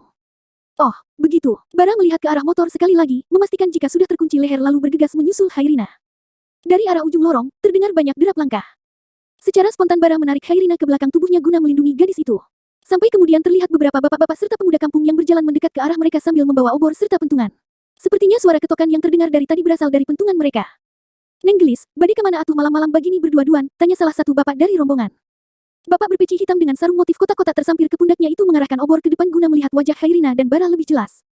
Punten, Pak, mau ke rumah Kang Asep, jawab Hairina. Malam-malam begini, berdua lagi, gak baik atuh, Neng. Darurat, Pak, punten, saya buru-buru. Hairina menunduk hormat lalu segera mendorong Bara berjalan ke depan. Orang-orang yang mengadang itu segera menepi dan memiringkan tubuh mempersilahkan keduanya untuk lewat. Bara menyengir dan ikut menunduk sopan. Nuhun, ucapnya kikuk. Hatur nuhun, Hairina meralat sebelum akhirnya segera menarik Bara. Rombongan laki-laki itu hanya geleng-geleng kepala melihat kedua muda-mudi tersebut yang masih berkeliaran malam-malam lalu, lanjut berjalan. Sementara Hairina terus menarik Bara menyusuri lorong yang gelap. Ai, nuhun dan hatur nuhun beda, iya, artinya sama. Tapi kalau nuhun saja itu gak sopan kalau sama orang tua, oh, iya.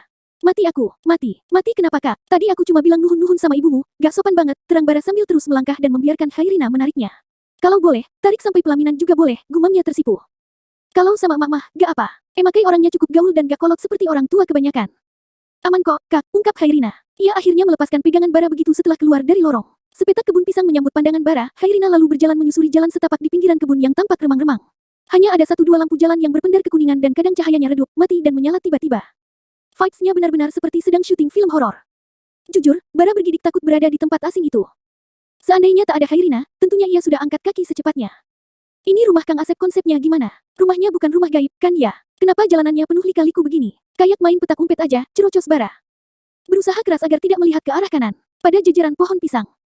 Emang hidup banyak lika-likunya. Ayah wai, kakak mah, suara Hairina terdengar cekikikan lirih persis suara Mbak Kun.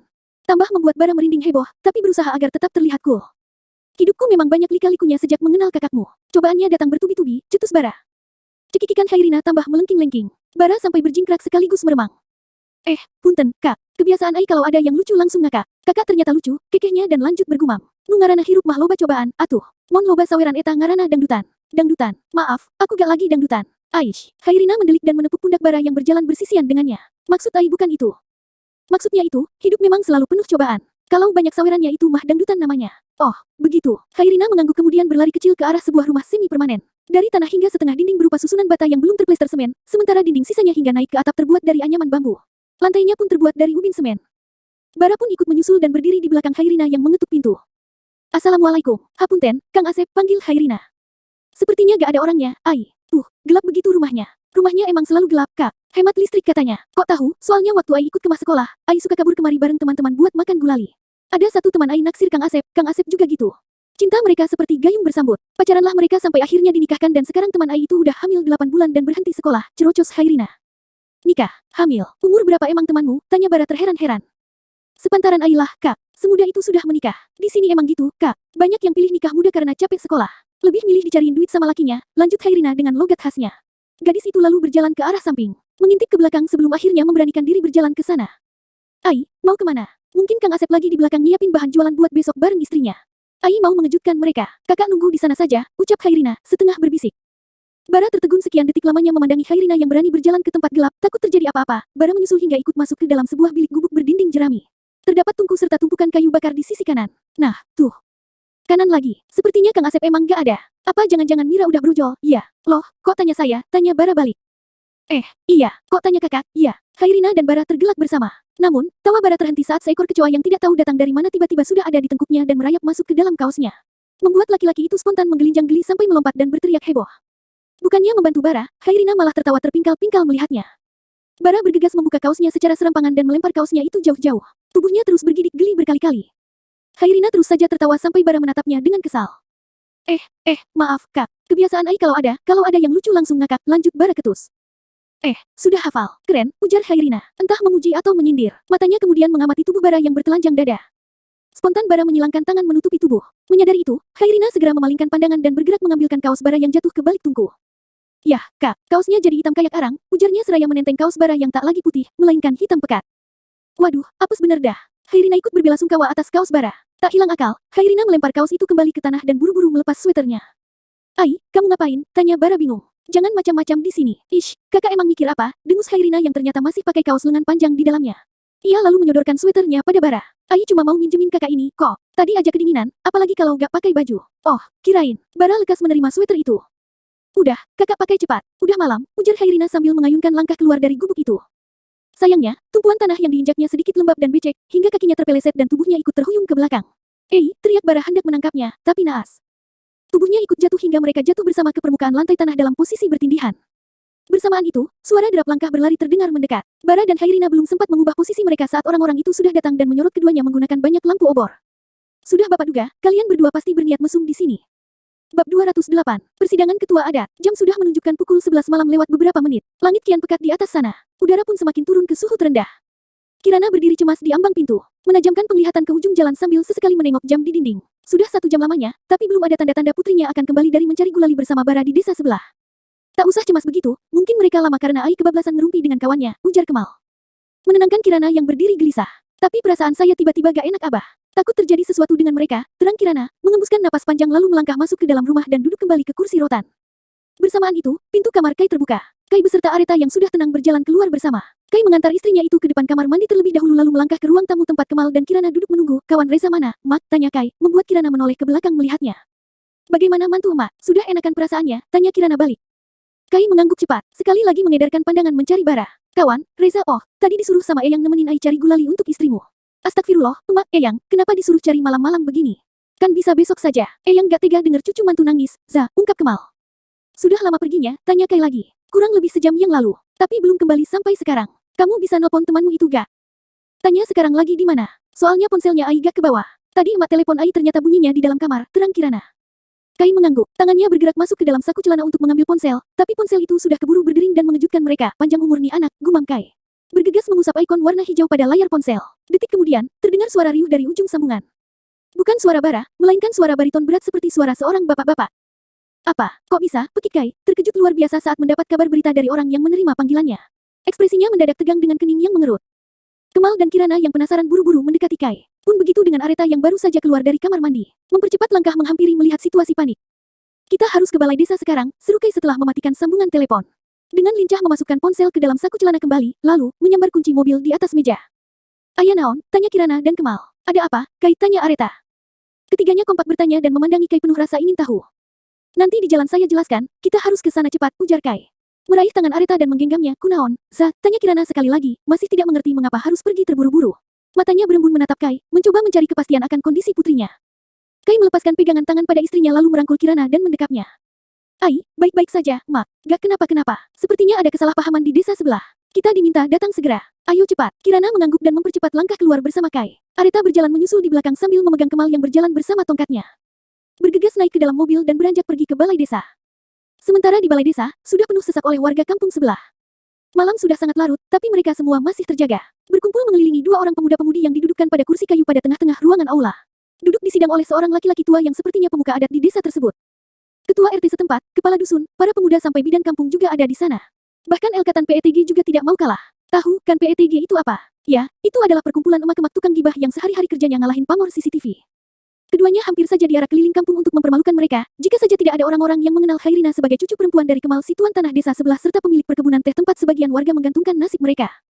Karena nama besar Kemal dan rasa sungkan mereka, keduanya hanya dibawa ke balai desa untuk dimintai keterangan lebih lanjut juga dimintai nomor telepon keluarga masing-masing untuk segera datang ke tempat itu. Awalnya, Bara memberikan nomor Bu Asih sebagai walinya. Namun, dasar Bu Asih yang emang somplak bin gendeng, atau emang gak nangkep dan ngira cuma bercandaan, ia malah memberi masukan pada bapak yang menelepon untuk menikahkan saja anak kosnya itu yang tertangkap mesum.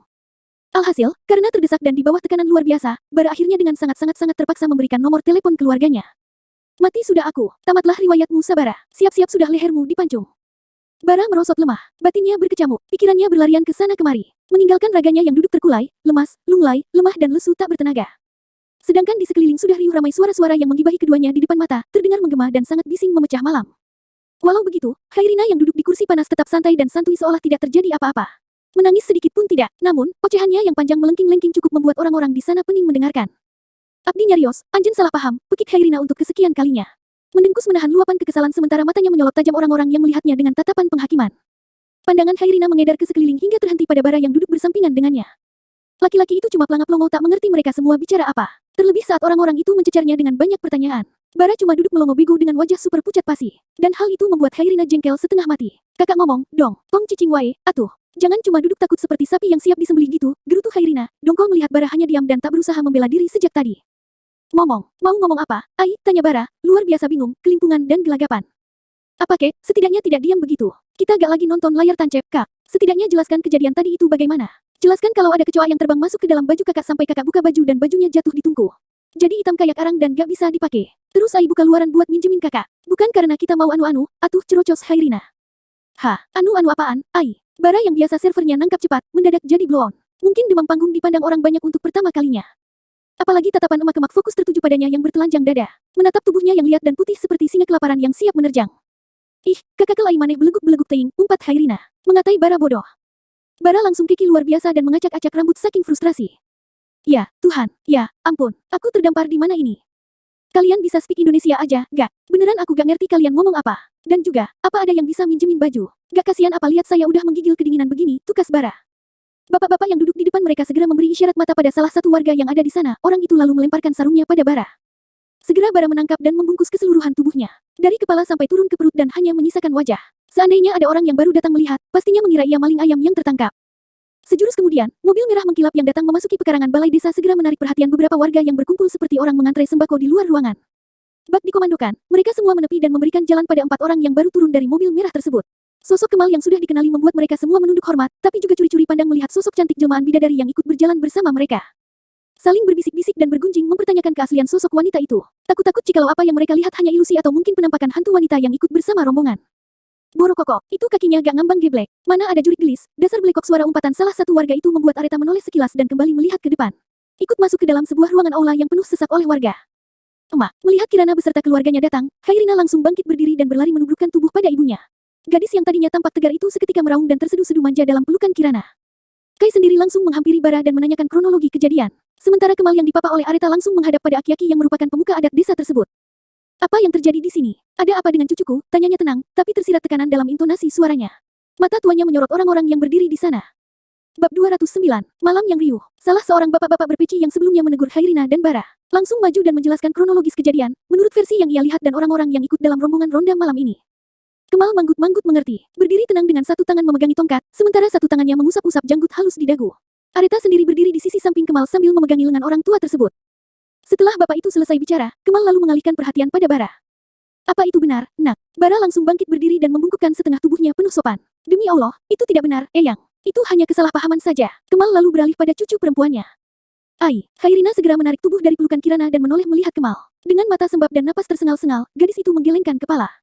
Tangannya bergerak menyeka air mata di pipi dan menarik napas panjang guna menetralkan perasaannya. Detik kemudian, orang-orang dibuatnya pening dengan cerocosannya yang seperti kilat menggelegar dan meledak-ledak. Stop, sudah, Eyang sudah paham. Kemal mengibas-ngibaskan tangan meminta Khairina berhenti. Bisa-bisa mereka semua berdiri sampai subuh jika menunggu gadis itu selesai bercerita. Kemal lalu mengedarkan pandangan melihat semua orang yang berkumpul. Anjen, Kemal menjeda perkataan saat melihat Bara. Ia berdeham, lalu kembali lanjut berucap dengan menggunakan bahasa Indonesia. Kalian semua sudah mendengarnya. Kata cucu saya itu tidak benar. Kata anak muda yang bersamanya juga tidak, dan berani bersumpah atas nama Tuhan. Saya pun percaya jika mereka tidak melakukan hal memalukan itu. Mereka tidak akrab dan memiliki hubungan apa-apa seperti yang kalian pikirkan. Anak muda ini kawan dari Reza cucu saya yang kerja di Jakarta. Mereka baru datang dari kota Bada Isya tadi. Karena kembali Kemal menjeda perkataan dengan menoleh melihat Areta di sampingnya. Menepuk-nepuk tangan mulus yang memegangi lengannya itu dengan lembut dan lanjut berucap. Istrinya ini sedang hamil muda dan ngidam. Pengen makan gulali buatan Kang Asep yang tinggal di desa kalian. Suara gaduh saling berbisik-bisik kembali riuh terdengar. Membicarakan Areta yang ternyata menantu Kemal. Karena itu, saya meminta cucu saya yang ditemani oleh kawan Reza ini untuk pergi mencarikannya ke rumah Kang Asep. Terang Kemal melanjutkan. Memangnya Kang Reza kemana? Atuh, kenapa bukan dia yang nyariin buat istrinya? Malah nyuruh adik gadisnya keluar malam-malam, celetuk salah seorang wanita bertubuh tambun, sepertinya salah satu teman sekolah Kai dulu di bangku SMP dan SMA di kampung itu.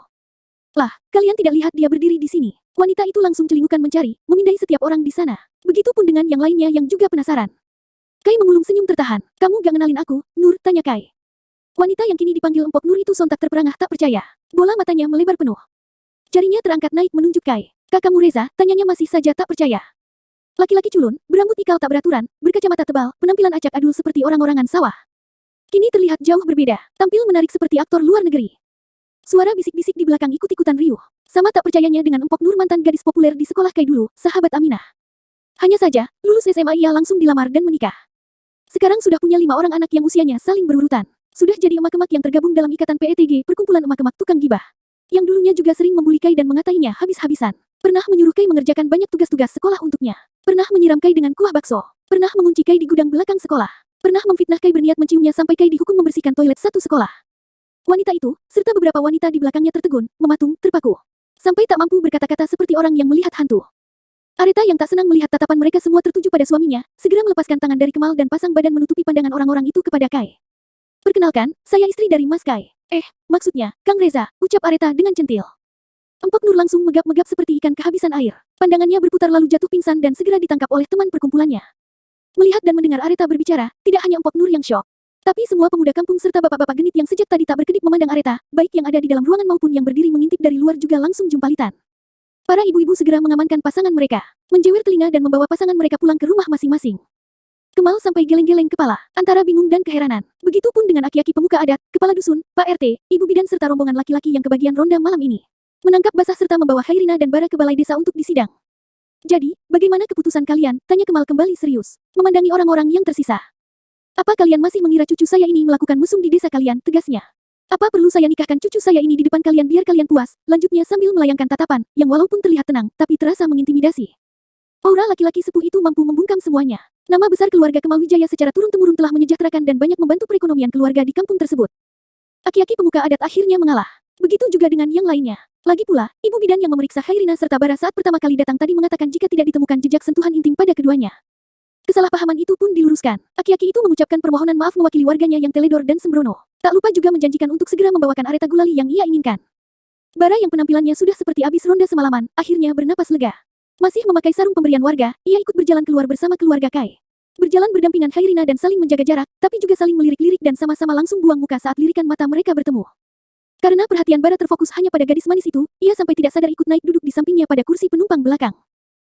Kakak, jangan dekat-dekat lagi, atuh. Trauma Ai deket-deket kakak, gerutu Khairina, mendorong Bara dengan kasar sampai laki-laki itu terjengkang keluar dari mobil.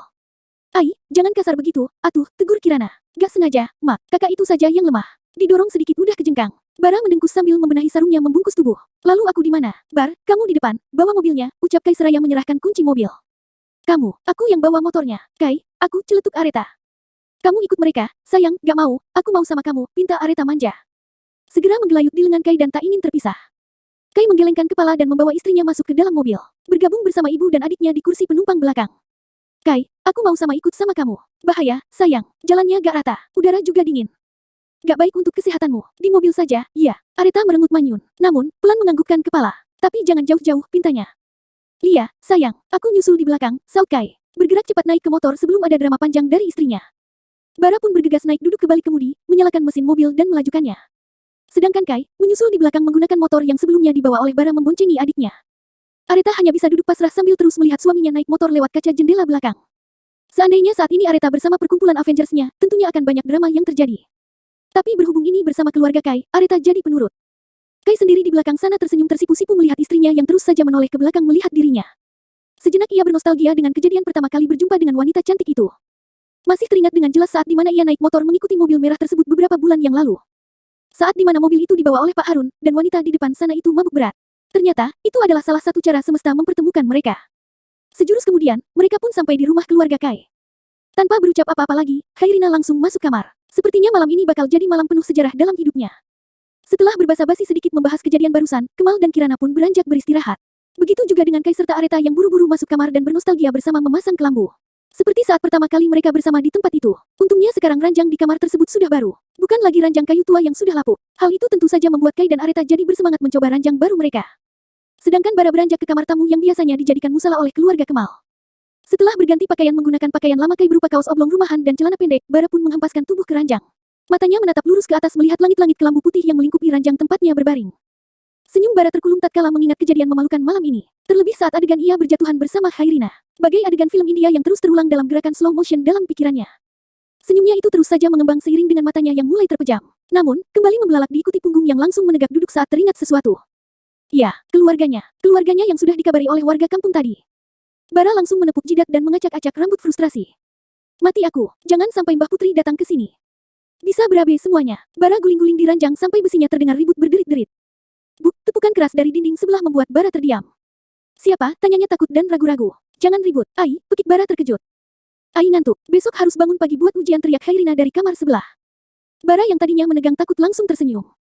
Ternyata bukan hanya dinding villa di Swiss yang tidak kedap suara, tapi dinding rumah Kai juga sama, gumamnya. Tanpa sadar mengusap dinding tersebut dari balik kelambu, seolah Khairina ada di depannya. Ai, kamu gak marah, kan sama aku? Bu, sepertinya itu suara kaki yang menendang. Senyum Bara semakin mengembang. Maaf untuk malam ini, iya, Ai sudah tidur. Mendengar itu, Bara tidak hanya tersenyum, tapi sudah jumpalitan salto-salto di ranjang. Derit ranjang semakin terdengar bising ke kamar sebelah. Berisik, teriak gadis itu sambil kembali menendang-nendang dinding. Oh, maaf. Selamat tidur, Ai, ucapnya, pelan lalu berbaring dengan tenang dengan posisi menyamping ke arah dinding. Ya Tuhan, kalau gadis itu jodohku, jangan biarkan dia jauh-jauh. Kalau bukan jodohku, buat jadi jodohku. Pokoknya harus jadi jodoh Sabara. Kalau ada yang menentang lempar jauh ke Himalaya, bab 210. Jati diri Sabara Kusuma. Pagi-pagi buta, saat langit masih belum terang sepenuhnya dan jutaan embun masih bertahta pada seluruh permukaan tumbuhan, suasana sudah gempar. Seperti udara yang berembus, berita mengenai kejadian semalam itu menyebar dengan cepatnya dan membuat heboh warga di desa Kai. Alhasil, para wanita yang haus berita sudah bergerombol di depan rumah Eyang Kemal karena penasaran akan kepastian gosip tersebut. Seorang wanita muda yang merupakan ketua penggerak CCTV berjalan itu, yang tak lain adalah si kembang desa Aminah, sengaja semakin menambah-nambah cerita yang merebak. Memanas-manasi emak-emak dan gadis-gadis untuk mencibir Khairina. Mina bilang juga apa? Mukanya aja yang sok polos dan alim, ari kelakuan mah. Ih gak bener, cibir Aminah. Berbisik-bisik sambil menerawang masuk ke dalam rumah Kemal. Bersembunyi dari balik tumbuhan bunga Asoka yang menjadi pagar rumah tersebut. Matanya menjelajah mencari sosok laki-laki yang dibicarakan semalam. Penasaran bagaimana tampangnya? Nah bisa, balas semak-kemak berdaster di samping Aminah. Bisa teh karena biasa, terang Aminah sambil tersenyum menyeringai. Selepas salat subuh tadi, Aminah sudah mondar-mandir di depan rumah Kemal. Penasaran akut melihat mobil merah yang mewah terparkir di halaman samping. Terlebih saat di masjid tadi ia mendengar gosip hangat mengenai kejadian gempar semalam. Dengan cepat ia mengumpulkan orang-orang dan menyebarkan berita itu. Tapi ai kelakuan gak gitu, deh, ujar Makemak di seberangnya lagi. Tak percaya. Teteh mah di bejaan sok tuh percaya. Tong nepi katipu. Ih, Mina mah gelah pisan ningalina. Aminah terus mengompori tanpa henti. Khairina yang sedari tadi diam saja di dalam rumah melihat Aminah dan samar-samar mendengar nyinyiran mulut berbisa wanita itu akhirnya tak bisa lagi menahan diri. Gadis manis dan imut yang masih menggunakan mukena dan duduk belajar di ruang tamu selepas salat subuh itu segera menutup buku pelajarannya, bangkit berdiri dan beranjak ke dapur belakang. Mau ngapain? Ai, tanya Kirana yang saat ini sudah sibuk memasak untuk sarapan, bingung melihat putrinya mengambil ember dan gayung yang kemudian diisi air. Mau nyiram kembang di luar, Mak. Kasian, saking gak pernah nemu air, jadi panas blingsatan, jawab Khairina asal. Buru-buru mengangkat ember itu ke depan di luar rumah. Kirana hanya geleng-geleng kepala dan kembali mengayunkan spatula di atas penggorengan. Membuatkan makanan kesukaan putranya. Namun, beberapa detik kemudian Kirana tersadar dan cepat-cepat menyusul anaknya ke depan. Bior, saat Kirana sampai di teras rumah, Khairina sudah menumpahkan seluruh air ke arah kembang Asoka di depan rumah. Teriakan histeris sontak terdengar heboh disusul gerombolan perempuan yang langsung berhamburan. Seperti semut yang disiram air, emak-emak PETG langsung angkat kaki 1000. Beranjak pergi, tak mau ikut-ikutan. Hanya tersisa 2-3 orang wanita yang merupakan antek-antek Aminah yang setia. Teriakan perempuan-perempuan yang disiram itu pun mengundang seluruh orang di rumah Kemal berlarian keluar. Termasuk Kai, Areta juga Bara. Astagfirullah, Teh Mina, ngapain di situ? Teteh main petak umpet, tanya Ai, pura-pura terkejut dan tak tahu menahu. Ai, dasar jelema gelo, teriak Mina marah mengatai Khairina gila. Sebagian mukena bagian depannya tampak basah kuyup, membuat tubuhnya bergidik menggigil saat embusan angin menerpa bagian tubuhnya yang basah. Astagfirullah, Ai, Kirana membulatkan mata pada Khairina. Anak gadisnya itu hanya memasang cengiran khas yang amat persis dengan cengiran Kai. Kirana geleng-geleng kepala atas tingkah anaknya lalu menghampiri Aminah dan membawanya duduk ke teras. Antek-antek Aminah ikut berbondong-bondong. Tunggu emak ambilkan mukena baru dulu, ucap Kirana lalu beranjak masuk. Dari dalam rumah, Kai berjalan tergopoh-gopoh membawa rasa mualnya di pagi hari. Memunculkan diri dari ambang pintu dan berpapasan dengan ibunya. Ada apa ribut-ribut, tanya Kai. Kirana hanya menghela napas dan lanjut berjalan masuk ke dalam rumah. Aminah yang meradang akibat ulah Khairina sontak mengubah suasana hati melihat Kai. Dengan cepat menarik ujung mukena dan menggunakannya mengusap wajah yang basah. Ada Kang Reza. Sudah lama, Kang. Kapan datang? Tanyanya centil sambil mengerjap-ngerjapkan mata dengan genit. Akan tetapi, ekspresi wajahnya berubah masam saat melihat seorang wanita cantik muncul di balik punggung Kai. Hai, kita ketemu lagi, sapa Areta sambil mengibaskan tangan dan melengkungkan senyum cantik teramat cantik. Maju melangkah ke samping Kai dan menggelayut manja di pundak suaminya dengan mesra. Tanpa membalas sapaan Areta, Aminah langsung bangkit berdiri dan pamit pulang hanya pada Kai. Tapi langkahnya tiba-tiba terhenti diikuti tubuh yang mematung saat melihat Bara berjalan celingukan keluar dari pintu. Ada apa tadi teriak-teriak, tanya Bara. Aminah segera meredam rasa terkejutnya dan menguasai diri. Ada Akang Kasep, tegur Aminah. Kembali centil manjalita, tangannya terangkat membenahi lingkaran mukena di wajah. Kemudian berjalan menghampiri dan menyodorkan tangan kanannya ke depan. Kenalkan, Aminah Larasati, ucapnya mendayu-dayu sambil melirik antek-antek setianya.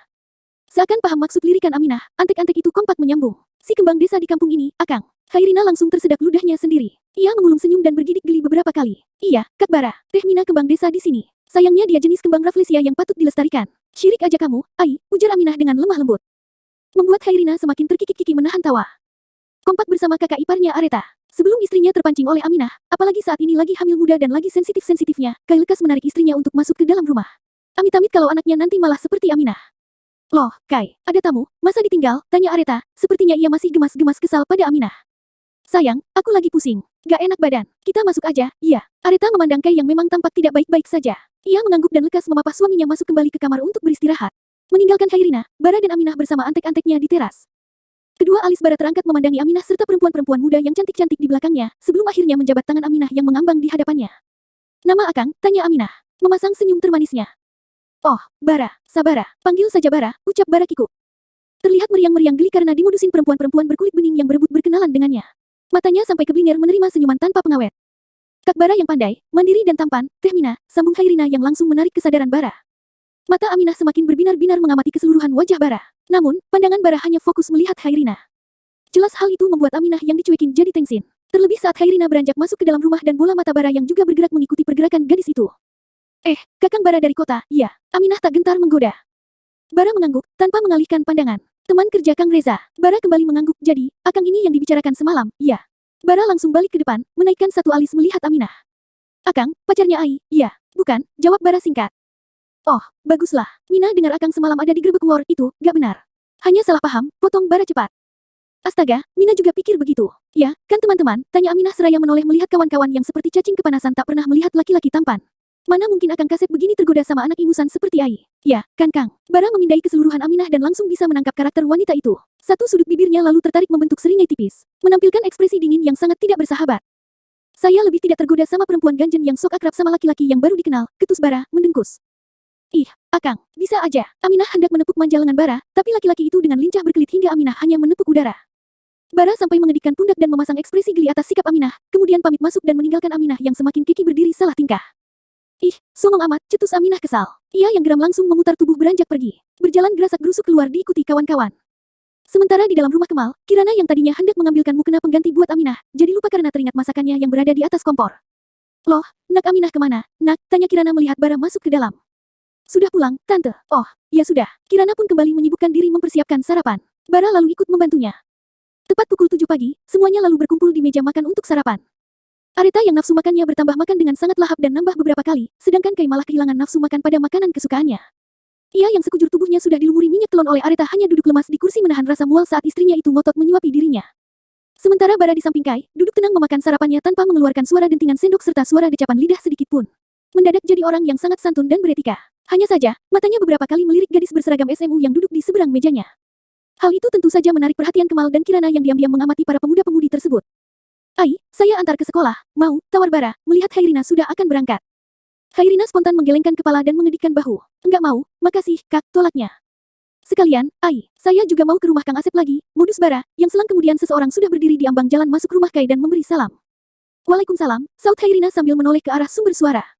Kang Asep, iya, Neng. Kata Pak RT saya disuruh kemari, ujar laki-laki yang saat ini sedang menenteng sebuah alat mesin pembuat gulali di pundaknya. Oh, iya, Kang. Mari masuk, panggil Hairina. Bara langsung mendengus, modusnya malah gagal.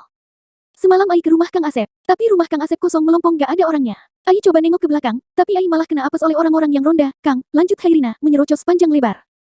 Iya, Neng, semalam Akang nginap di rumah mertua. Oh, gitu. Hairina manggut-manggut mengerti. Ia kemudian berlari masuk ke dalam rumah. Tidak lama, Hairina berjalan keluar sudah bersama dengan Kai serta Areta yang berbinar gembira. Kalau gitu, Ai ke sekolah dulu, ya teh. Selamat menikmati. Semoga ponakan Ai suka, pamit Hairina sambil mengusap perut Areta yang belum menonjol, kemudian berlari ke samping rumah dan melajukan motor meninggalkan pekarangan rumah. Areta yang akhirnya bisa menemukan gulali keinginannya, meluruhkan tubuh duduk di lantai. Mengamati Kang Asep mengolah gula pasir menjadi serabut permen kapas berwarna-warni. Kai, manis, pipiku rasanya mau jatuh, pekik Areta kegirangan. Seperti anak kecil. Kai yang juga duduk melantai di samping istrinya itu hanya tersenyum memandangi Areta, sambil sesekali mengusap lembut perut istrinya. Sedangkan Bara, sibuk mencoba membuat gulali dengan bantuan Kang Asep. Tiba-tiba, suara deru mesin mobil terdengar mendekat, kemudian menepi dan parkir di depan rumah Kai. Kai yang mengenali mobil itu sebagai mobil Anggara yang membawanya pulang pertama kali lantas segera bangkit berdiri. Siapa Kai? Tanya Bara, yang detik kemudian pertanyaannya mendapat jawaban saat melihat Aryo turun dari mobil, disusul Ova, Akira lalu Dion yang mengemudikan mobil tersebut. Bahkan Bu Asih pun tak ketinggalan. Kalian? Tanya Bara terkejut sambil melangkah keluar menghampiri. Astaga, Bar, kamu baik-baik saja? Tanya Aryo sambil memutar tubuh Bara dan memeriksanya. Woi, apa-apaan, sih, tukas Bara, mendorong tangan Aryo. Kalian kenapa ke sini? Bagaimana dengan kantor? Siapa yang mengurusnya? Tanya Areta yang masih duduk di depan alat pembuat gulali sambil terus mengunyah permen kapas di tangannya. Melihat itu, Ova yang penasaran karena tidak pernah melihat langsung berjalan menghampiri Areta dan duduk bergabung. Tengah malam tadi, Bu Asih nelepon. Katanya kamu digerebek mesum, diarak warga kampung dan disuruh nikah. Aku dan Akira berkali-kali menelepon kalian bergantian, tapi gak ada yang aktif. Karena cemas, kami datang kemari, terang Dion menjelaskan. Oh, ponsel kami kehabisan daya. Lupa bawa chargernya. Punya Ai berbeda, ujar Kai. Dion manggut-manggut mengerti. Terus, kamu Bar, apa benar berbuat mesum di kampung orang? Wah, Bar, gila kamu. Bisa mesumin cewek juga kamu. Aku kira kamu letoy gak normal, ungkap Aryo yang langsung mendapat keplakan dari Bara. Enak aja, lemes bener itu mulut, umpat Bara tidak terima. Gak, ada. Semalam hanya salah paham. Gila bener aku mau mesum sembarangan. Aku yang rugi, dong. Masa predikat high quality jomblo ku ambiar hanya karena nafsu sesat? Memangnya dituduh sama siapa? Sama adiknya Kai. Oh, si manis itu, tanya Akira. Kai dan Bara kompak mengangguk. Oh, iya, bagaimana kalian bisa tahu tempat ini? Tanya Kai terheran-heran. Oh, aku bertanya pada Dedi. Terus sopir yang pernah mengantar kalian kemari juga menjelaskan dengan detail, jadi kami mudah menemukan tempatnya, terang Akira. Matanya mengedar melihat ke sekeliling sambil menghirup dalam-dalam udara segar yang berembus. Oh, Kai mengangguk-anggukkan kepala. Ayo, masuk, ajaknya. Dari dalam rumah Kirana berjalan tergopoh-gopoh. Ada tamu. Masuk, masuk, nak, panggilnya. Mereka semua segera menyalin tangan Kirana, Bu Asih pun ikut menjabat tangan ibu dari anak kosnya. Makasih, Bu. Biar ngadem dulu di luar sini. Mumpung masih pagi, ujar Aryo, meluruhkan tubuhnya yang lelah duduk selama 4 jam lamanya di perjalanan. Bukan hanya karena itu, ia juga tampak seperti kehabisan tenaga. Pasalnya ia baru saja menyelesaikan ronde kesekian kalinya bersama Ova saat dini hari mendapat panggilan dari Dion yang memberitahu kabar mengenai Bara dan memintanya segera bersiap. Akhirnya, pukul 4 subuh, mereka langsung tancap gas berangkat. Kirana lalu segera masuk ke dapur, kemudian keluar sudah membawa nampan berisi banyak cangkir teh hangat serta sepiring kudapan ringan. Sejenak mereka larut bercengkrama sambil menikmati jamuan Kirana serta gulali buatan Kang Bara yang seketika sudah mahir mengolahnya. Saling bergantian dengan Ova juga Aryo yang penasaran. Kang Asep sampai tersisihkan di pojokan. Sementara Kirana serta Bu Asih duduk bercengkrama bersama Kemal pada kursi kayu teras yang berada sedikit jauh dari kumpulan anak muda yang heboh dengan alat pembuat gulali. Tanpa terasa, matahari kian bergulir naik ke atas kepala. Entah sudah berapa kilo gula yang habis menjadi percobaan Bara, Aryo juga Ova. Yang jelas Areta banyak mengeluarkan uang untuk Kang Asep yang langsung sujud syukur penuh haru. Saking senangnya, Kang Asep menghibahkan mesin gulalinya pada Areta dan beranjak pulang dengan sukacita. Mereka semua mengantar kepergian Kang Asep dari teras rumah Kemal. Baru akan beranjak masuk ke dalam rumah untuk makan siang yang dibuat oleh Kirana dan Bu Asih, suara deru kendaraan yang terdengar berbondong-bondong lekas menarik perhatian mereka semua. Mobil-mobil mewah beriringan datang, kemudian parkir tak jauh di depan rumah Kai secara bersusun-susun ke belakang. Kai dan kawan-kawan yang penasaran langsung beranjak keluar menengok siapa orang-orang tersebut. Kai, Kirana serta Kemal sampai saling pandang kebingungan. Hal itu juga menarik perhatian warga sekitar, yang dengan cepatnya sudah memenuhi sekitar sambil berbisik-bisik dan bertanya-tanya. Akan tetapi tidak dengan Bara. Karena begitu ia melihat sekelompok orang-orang yang turun dari mobil mengenakan kain batik bermotif khas serta kebaya brukat, Bara langsung mengenalinya.